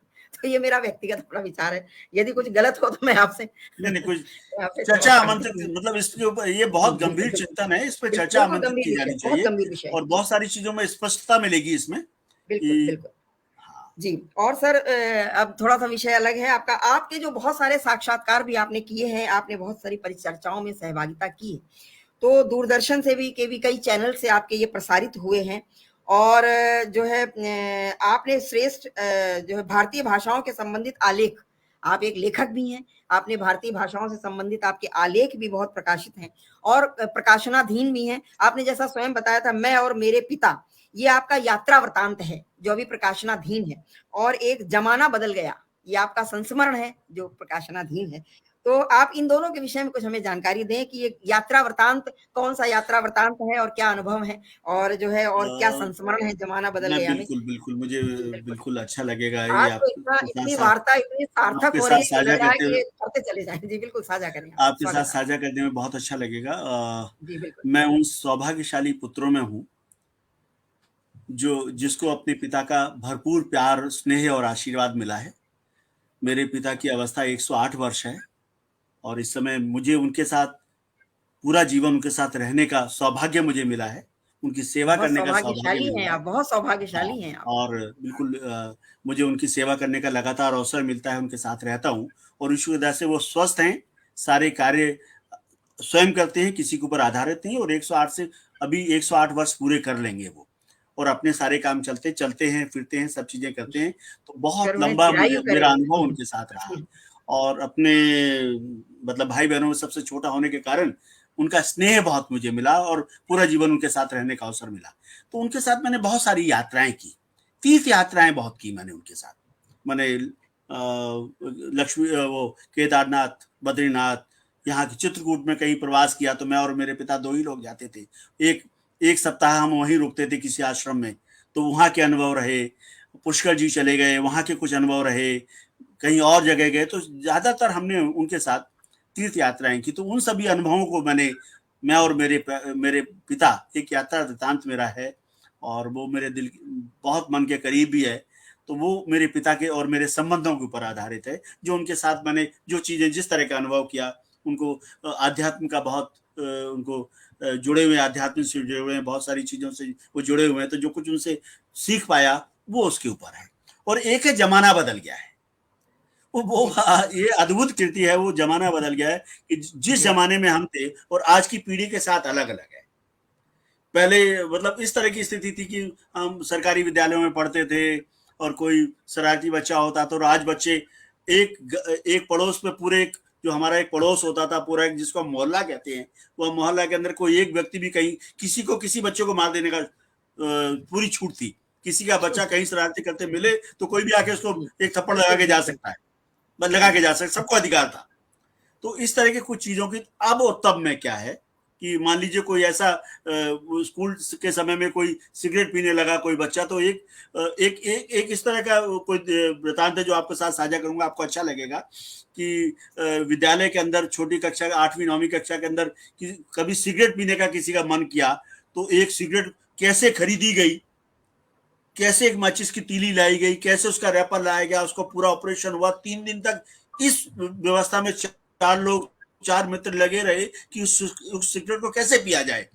तो उस सिगरेट के लिए पूरी व्यवस्था की गई, उसको लाया गया, बस्ते में डाला गया और बहुत दूर सुनसान एक मैदान में गए, पेड़ के नीचे छुप के सिगरेट की तीली एक जलाई, फिर दूसरी जलाई, तीसरी जलाई, तीनों वो तीलियां जल गई, सिगरेट फिर भी नहीं जली, फिर वापस आ गए। फिर अगले दिन क्या व्यवस्था बनाई गई, फिर अगले एक दिन बाद दोबारा गए, तब तक जली, तब तक कोई साइकिल से बहुत दूर से कोई आता हुआ दिखाई दिया तो फटाफट सिगरेट बुझा दी। और देखना नहीं होता है। उसके अचानक बाद मेरे पड़ोस में जब मैं अपनी पड़ोसी की जो पनवाड़ी की दुकान से गुजर रहा था तो मेरे साथ के पड़ोसी शर्मा जी का बेटा वहां पे खड़े होके सिगरेट सुलगाते जुए के छल्ले बनाता हुआ मेरे सामने से निकल गया। जमाना बदल गया है। ज़माना बदल गया, सच कह रहे हैं, बिल्कुल। वो व्यक्ति वो एक अनजान साइकिल सवार जो बहुत दूर से दिखाई दिया भरी दोपहर के अंदर, उसने उस सिगरेट को बुझाने पे मजबूर कर दिया। डर के वजह से तीन तीन तीलियां 3 दिन तक उसको बना नहीं पाए, मरहम पट्टी करके छुपा के रखा। और एक जमाना है कि बिल्कुल मेरे पड़ोस में एक पड़ोस जो पनवाड़ी की दुकान है, मैं वहां से निकल रहा हूँ तो मेरे पड़ोस के शर्मा जी का बेटा आता है, सिगरेट सुलगाता है, छल्ले उड़ाता हुआ निकल जाता है। तो सच में जमाना बदल गया। इस तरह के दृष्टांतों के ऊपर वो है, और उसमें अद्भुत चीजें हैं जो तब में और अब में, हमारी पीढ़ी में और अब जो पीढ़ी के बीच में जो क्या बुनियादी अंतर आ गया है, वो है कि जमाना बदल गया है। उसके ऊपर ये केंद्रित बहुत बहुत बढ़िया, बहुत ही बढ़िया। जमाना बदल गया, इसका शीर्षक भी अच्छा है और इसका जी जी वृतांत भी बहुत रोचक है। जी और जी सही कह रहे हैं आप, जो आपने कहा, ये तो आपने छोटा सा संस्मरण साझा किया है। इस तो जी पुस्तक में जी आपके तमाम संस्करण होंगे, सॉरी जी संस्मरण होंगे इसमें आपके। जी जी जी जी तो अब सुधाकर जी, थोड़ा हम लोग और समय ले लेते हैं। आपका कार्य क्षेत्र, इसके विषय में मैंने जो जानकारी मुझे है, इंदिरा गांधी राष्ट्रीय कला केंद्र, वैज्ञानिक एवं तकनीकी शब्दावली आयोग और राष्ट्रीय पुस्तक न्यास, केंद्रीय हिंदी निदेशालय, दिल्ली पब्लिक लाइब्रेरी, दिल्ली विश्वविद्यालय और विक्रमशिला विश्वविद्यालय उज्जैन, देव संस्कृति विश्वविद्यालय हरिद्वार के सहित कई संस्थानों के साथ आप हिंदी साहित्य एवं भारतीय भाषाओं के प्रचार प्रसार के लिए संयुक्त रूप से वक्तव्यों के माध्यम से आपने कार्य किया है, आपने सहभागिता की है। तो ये इतनी सारी संस्थाओं से आपने कैसे तालमेल बैठाया, किस तरह से आपने मैनेज किया? दूर दूर दूर अलग अलग शहरों की, अलग अलग राज्यों की ये संस्थाएं हैं। तो ये बड़ा, मुझे मेरे अंदर एक बड़ी जिज्ञासा हुई कि ये मैं आपसे अवश्य पूछूंगी। मैंने सब नोट कर ली थी ये सब। आप इतनी जी जी संस्थाओं से जुड़े हैं, हिंदी भाषा के लिए, आप प्रचार प्रसार के लिए, इसके हिंदी भाषा के संवर्धन के लिए आप किस तरह ये मैनेज करते हैं? किस तरह आप इसको प्रबंधन आप इसका किस तरह से कर पाते हैं? अलग अलग शहर, पूरे देखिए पूरे देश में। जी जी जैसे हिंदुस्तानी भाषा अकादमी जो भारतीय भाषाओं के लिए कार्य कर रही है, मैं बिल्कुल जी अभी बिल्कुल जो अभी वर्तमान में जो हुआ है, अभी सितंबर महीने के अंदर, सितंबर महीने में जब हिंदी पखवाड़ा, हिंदी माह जो मनाया गया, उसमें इंदिरा गांधी जी कला केंद्र ने हमें आमंत्रित किया कि हम उनके पखवाड़े का आयोजन करें। तो समझिए कि लगा कि हम लोग ज्यादा सक्षम ढंग से उस आयोजन को कर सकते हैं, तो हमने बेहतरीन सांस्कृतिक कार्यक्रम का आयोजन किया, परिचर्चा का आयोजन किया। और प्रथम एक सत्र के अंदर हमने श्री वालेंदु शर्मा दादी जी, जो तकनीकी विशेषज्ञ हैं भाषाओं को लेके, हिंदी को लेके बड़ा नाम है, उनका रखा। डॉक्टर लक्ष्मी शंकर वाजपेयी जी रहे, डॉक्टर सच्चिदानंद जोशी जी रहे, जिसके अंदर एक आनंद मिश्रा जी, जिन्होंने जो हिंदी आईपीएस हैं और हिंदी पर बड़ा काम है, उनका वक्तव्य रखा हमने, भाषाओं को केंद्र में रखे। और पूरा उनका जो पूरा सभागार है भरा हुआ था, दिल्ली विश्वविद्यालय के सारे बच्चे थे। तो एक अद्भुत कार्यक्रम हुआ। तो इंदिरा गांधी कला केंद्र को लगा कि इनके साथ जुड़ के भाषाओं, हिंदी पखवाड़े के अंदर क्या होता है, लोग गाना गवा देते हैं, लोग कोई, हम बस मुजरा ही होना बाकी रह गया, बाकी सब कुछ होने लगा हिंदी पखवाड़े के अंदर। बिल्कुल नहीं तो कोई बिल्कुल। कव्वाली, हमने हमने किसी सरकारी संस्थान में कव्वाली होते भी देखा। लोग हिंदी पखवाड़े के ऊपर कई तरह के नृत्य वगैरह भी करवा देते हैं, और हिंदी को छोड़ के बाकी सब काम हिंदी पखवाड़े पर सरकारी संस्थानों में हो जाता है कहीं ना कहीं। तो हमें लगा कि कहीं ना कहीं इस तरह के आयोजन होने चाहिए, जिसके अंदर बच्चों को जोड़ा जाना चाहिए, विश्वविद्यालय जुड़े इसके अंदर। हमारे जो स्कूल, जो विद्यालय हमारे साथ जुड़े हैं, उनके बच्चों की हमने छोटी छोटी नाटिकाएं रखी है। हिंदी की दुर्दशा, जी हिंदी को चेतना को लेकर बेहतरीन नाटिका प्रस्तुत की गई। एक दिल्ली का ज्ञान शिक्षा ज्ञान मंदिर स्कूल है, ज्ञान मंदिर स्कूल, उन्होंने बहुत बढ़िया। एक ने जो प्लास्टिक के दुष्परिणाम के ऊपर नाटिका प्रस्तुत की, एक ने रश्मि रथी के ऊपर बेहतरीन प्रस्तुति दी। तो ऐसे आयोजन, जब साहित्यिक आयोजन पखवाड़े पे होंगे तो कहीं ना कहीं कार्यक्रम अच्छा होगा। तो ऐसी फिर हमने विक्रमशिला विश्वविद्यालय उज्जैन के साथ हमने संयुक्त रूप से कार्यक्रम किया। वहां महात्मा गांधी के जन्मदिन के अवसर पर जी उनका एक पूरा दिन की वर्कशॉप की। देव संस्कृति हरिद्वार के साथ हमने की। केंद्रीय निदेशालय के साथ तो हमने बहुत सारे कार्यक्रम किए, केंद्रीय हिंदी संस्थान के साथ हमने कार्यक्रम किए, हिंदी अकादमी दिल्ली सरकार के साथ हमने बहुत। अब तो ये हो गया कि हिंदी हिंदी अकादमी दिल्ली सरकार के जो सचिव महोदय हैं डॉक्टर जीतराम भट्ट साहब, वो हमारे सभी कार्यक्रमों में आप उपस्थित होते हैं, और वो आप मंचों से बोलते हैं कि जो काम सरकार से छूट जाता है वो आपकी संस्था करती है। इन बच्चों को, जो दिल्ली के विद्यालयों के जो बच्चे हैं, जिनको सरकारी संस्थानों को सम्मानित किया जाना चाहिए, वो आपकी संस्था कर रही है, वो हमें सहयोग करते हैं आयोजनों में जुड़ के।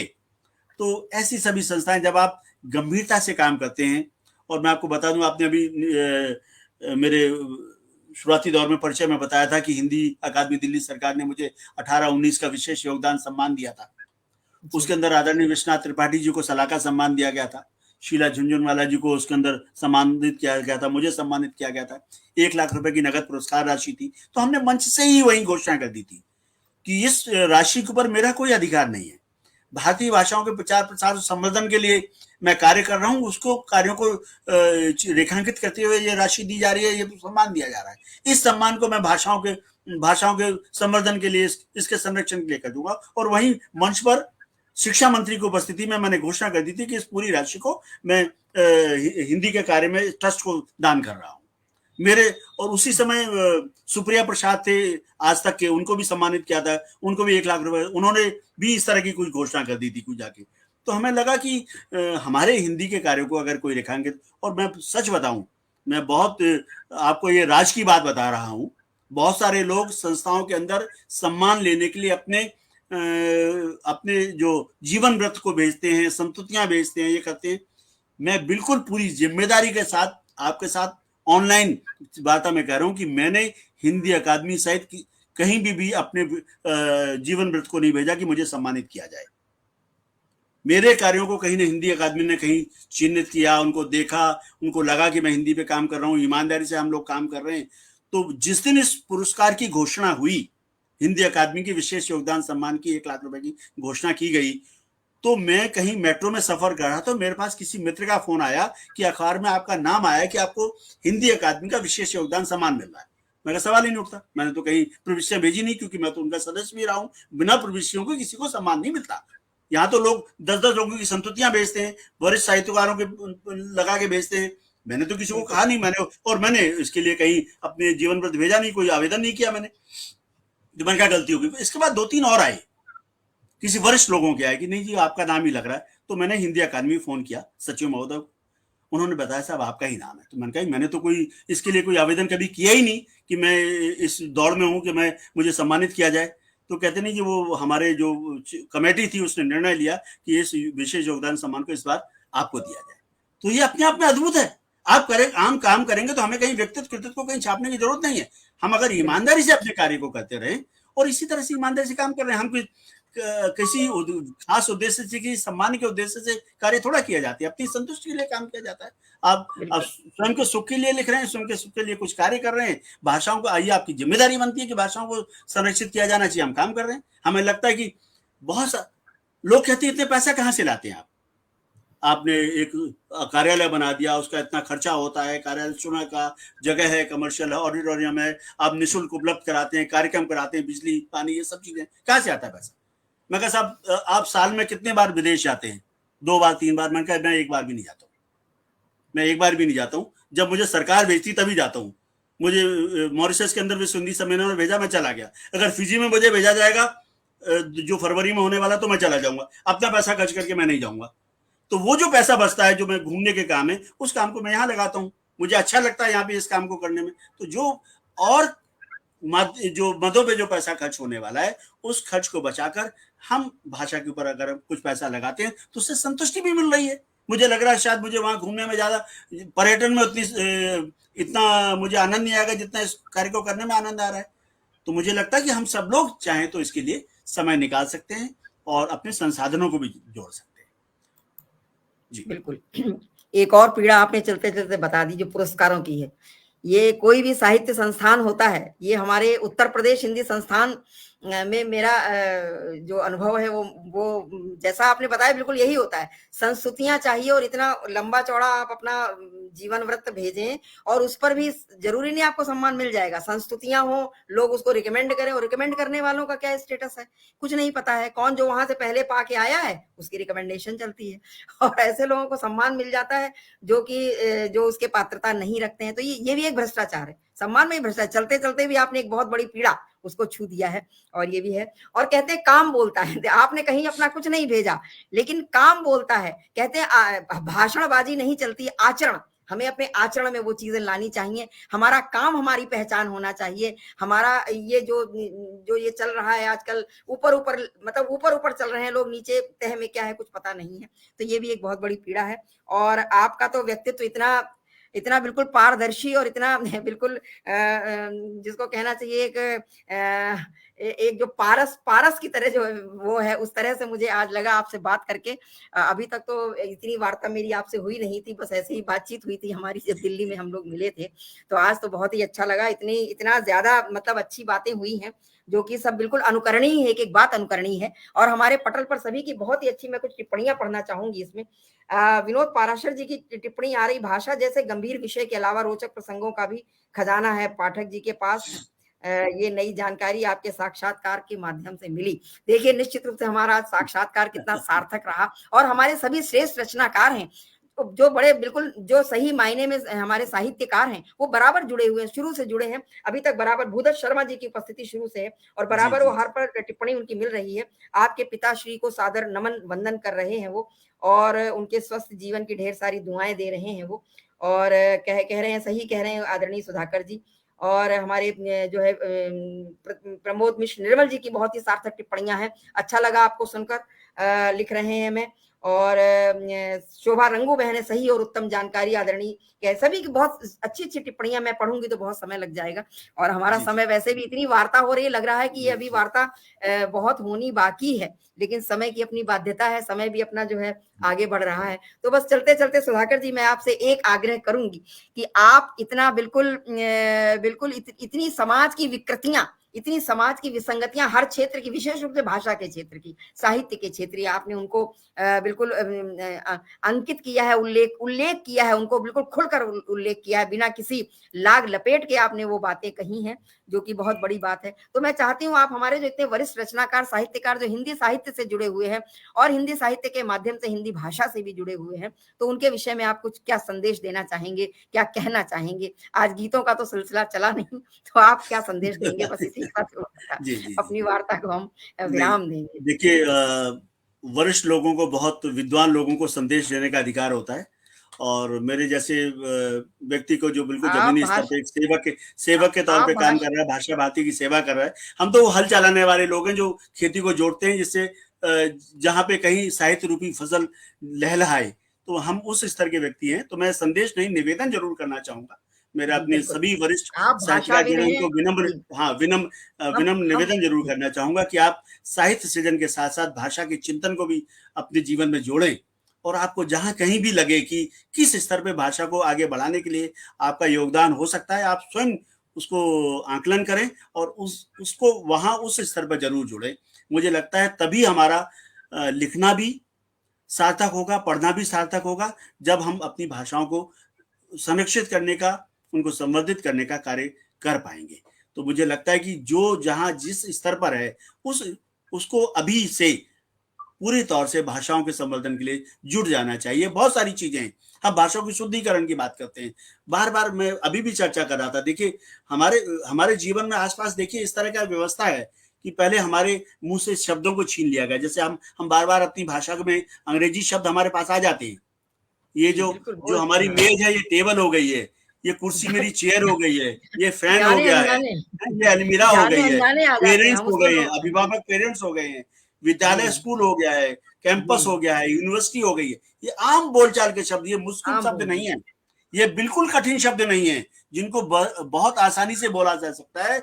लेकिन अलग अलग जो मीडिया वाले हैं या अखबार हैं, समाचार पत्र ये हैं या जो चैनल हैं, इन्होंने हमारे दिमाग के अंदर उन शब्दों को घुसेड़ दिया है और हमारे हिंदी के आसान शब्दों को हमारे मुंह से छीन लिया है। हम कई बार कोशिश भी करके उन शब्दों को ढूंढ नहीं पाते जिनके बहुत आसान होते हैं। तो पहले शब्दों को छीन लिया गया, फिर वाक्यांशों को छीन लिया गया, फिर पूरे वाक्य को बदल दीजिए।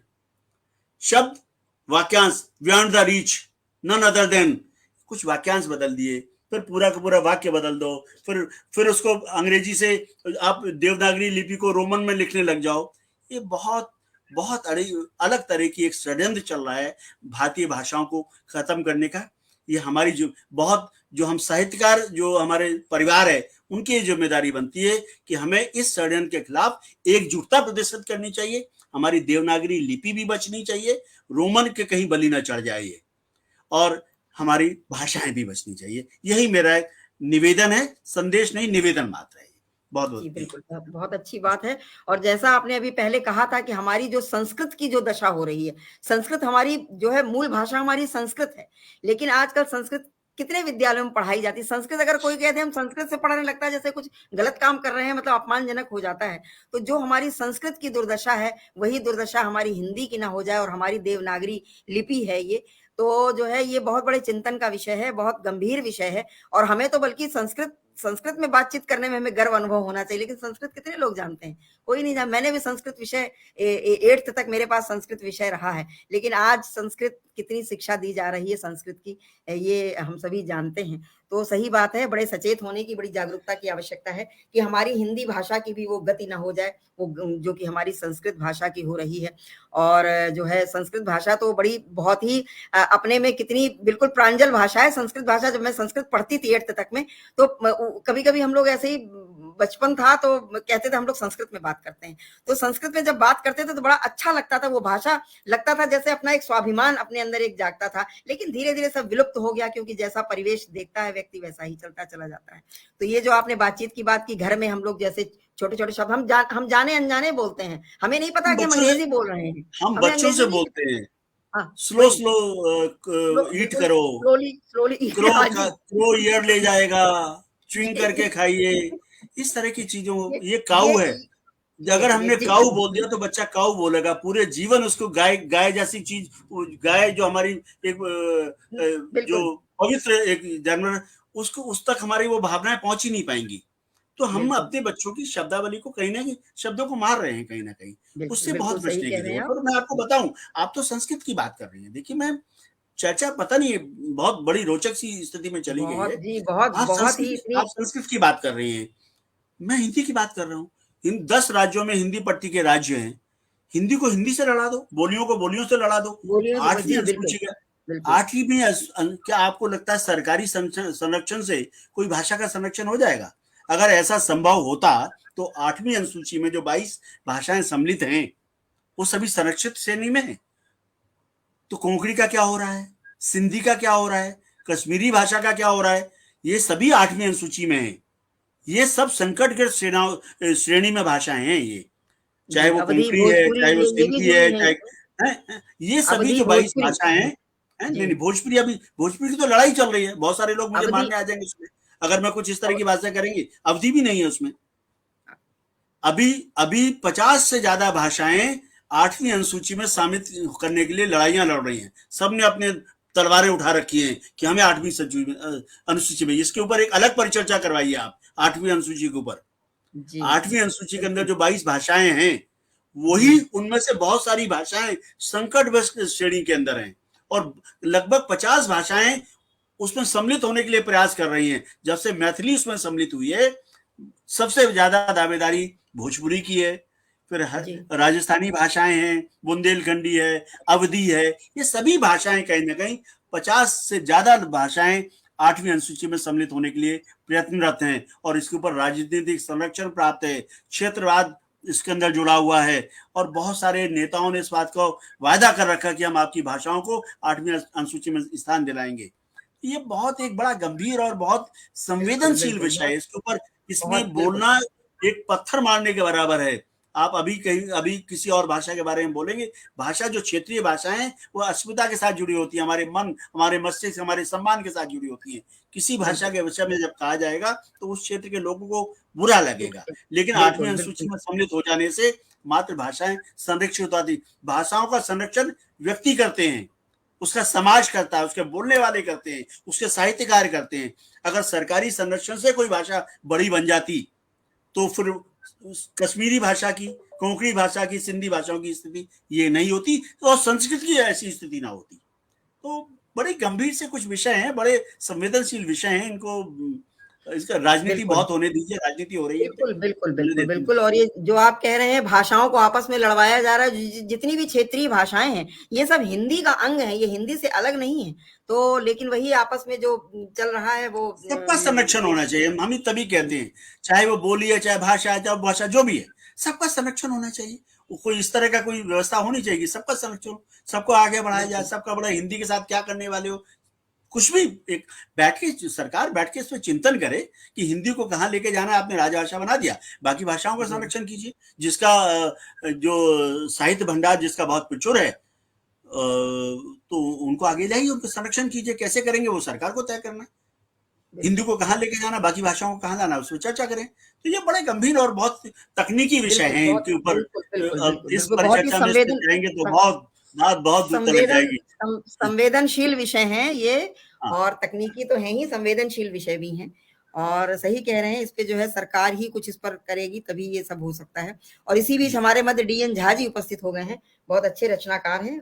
आपकी उपस्थिति को नमन करती हूँ, थोड़ा विलंब से आप आए हैं, और हमारी वार्ता भी बड़ी विलंब हो गई है, जो हमारी इतना बृहद विषय, इतनी बृहद चर्चा जो कि अभी भी अपूर्ण सी लग रही है।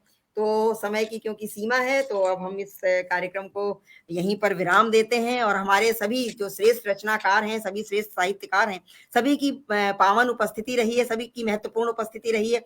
सभी एक श्रोता, एक बिल्कुल सुधी श्रोता के रूप में सबने हमारी चर्चा को सुना है, और एक पर टिप्पणी सबने दी है। तो सभी की उपस्थिति को नमन करती हूँ, बहुत बहुत सबका अभिनंदन करती हूँ पुनः पुनः, और अपना आभार व्यक्त करती हूँ हृदय तल से। और सबसे अधिक आभार मैं आदरणीय सुधाकर पाठक जी का करती हूँ, जिन्होंने अपने व्यस्ततम समय से मेरे आग्रह को स्वीकार किया, और आज उन्होंने इतना अमूल्य समय हमें दिया है, और इतनी महत्वपूर्ण चर्चा आज की रही है। मुझे लगता है जब से मैं ये कार्यक्रम मैंने शुरू किया है, आज ये मेरी 24वीं है शायद ये हमारा साक्षात्कार, और ये अभी तक इतना सार्थक साक्षात्कार हमारा नहीं हुआ है। सब मतलब बातें हुई हैं, अच्छी हुई हैं, लेकिन जो ये भाषाओं को लेकर के, जो हमारी संस्कृति को लेकर के, और जो हमारी पूरी, जो हमारे समाज में जितनी भी विसंगतियां हैं, हर बिंदु पर जो आज चर्चा हुई है, बहुत ही महत्वपूर्ण चर्चा रही है। और निश्चित रूप से आप जैसा कह रहे हैं, हम इन विषयों पर एक संगोष्ठी की चर्चा करेंगे, जिसमें कई विद्वत लोग होंगे, और कुछ ना कुछ निष्कर्ष सामने, बिल्कुल चर्चा के साथ साथ कोई निष्कर्ष भी सामने आए, कि हमें लगे कि ये समाधान है। यद्यपि बहुत सारे समाधान आपने सुझाए हैं, लेकिन अभी ये बहुत बहुत बड़ा काम है जो कि होना बाकी है। तो इसी के साथ मैं आपका बहुत बहुत आभार व्यक्त करती हूँ, हृदय तल से आपकी मैं आभारी हूँ कि आपने मेरे मंच पर आकर के आपने इतना जो है महत्वपूर्ण आपने बातें करी हैं, महत्वपूर्ण विषयों पर आपने चर्चा की है। तो इसी के साथ वाणी को विराम देती हूँ। नमस्कार, शुभ रात्रि, वंदे मातरम। बहुत बहुत आभार। शुभ रात्रि। धन्यवाद।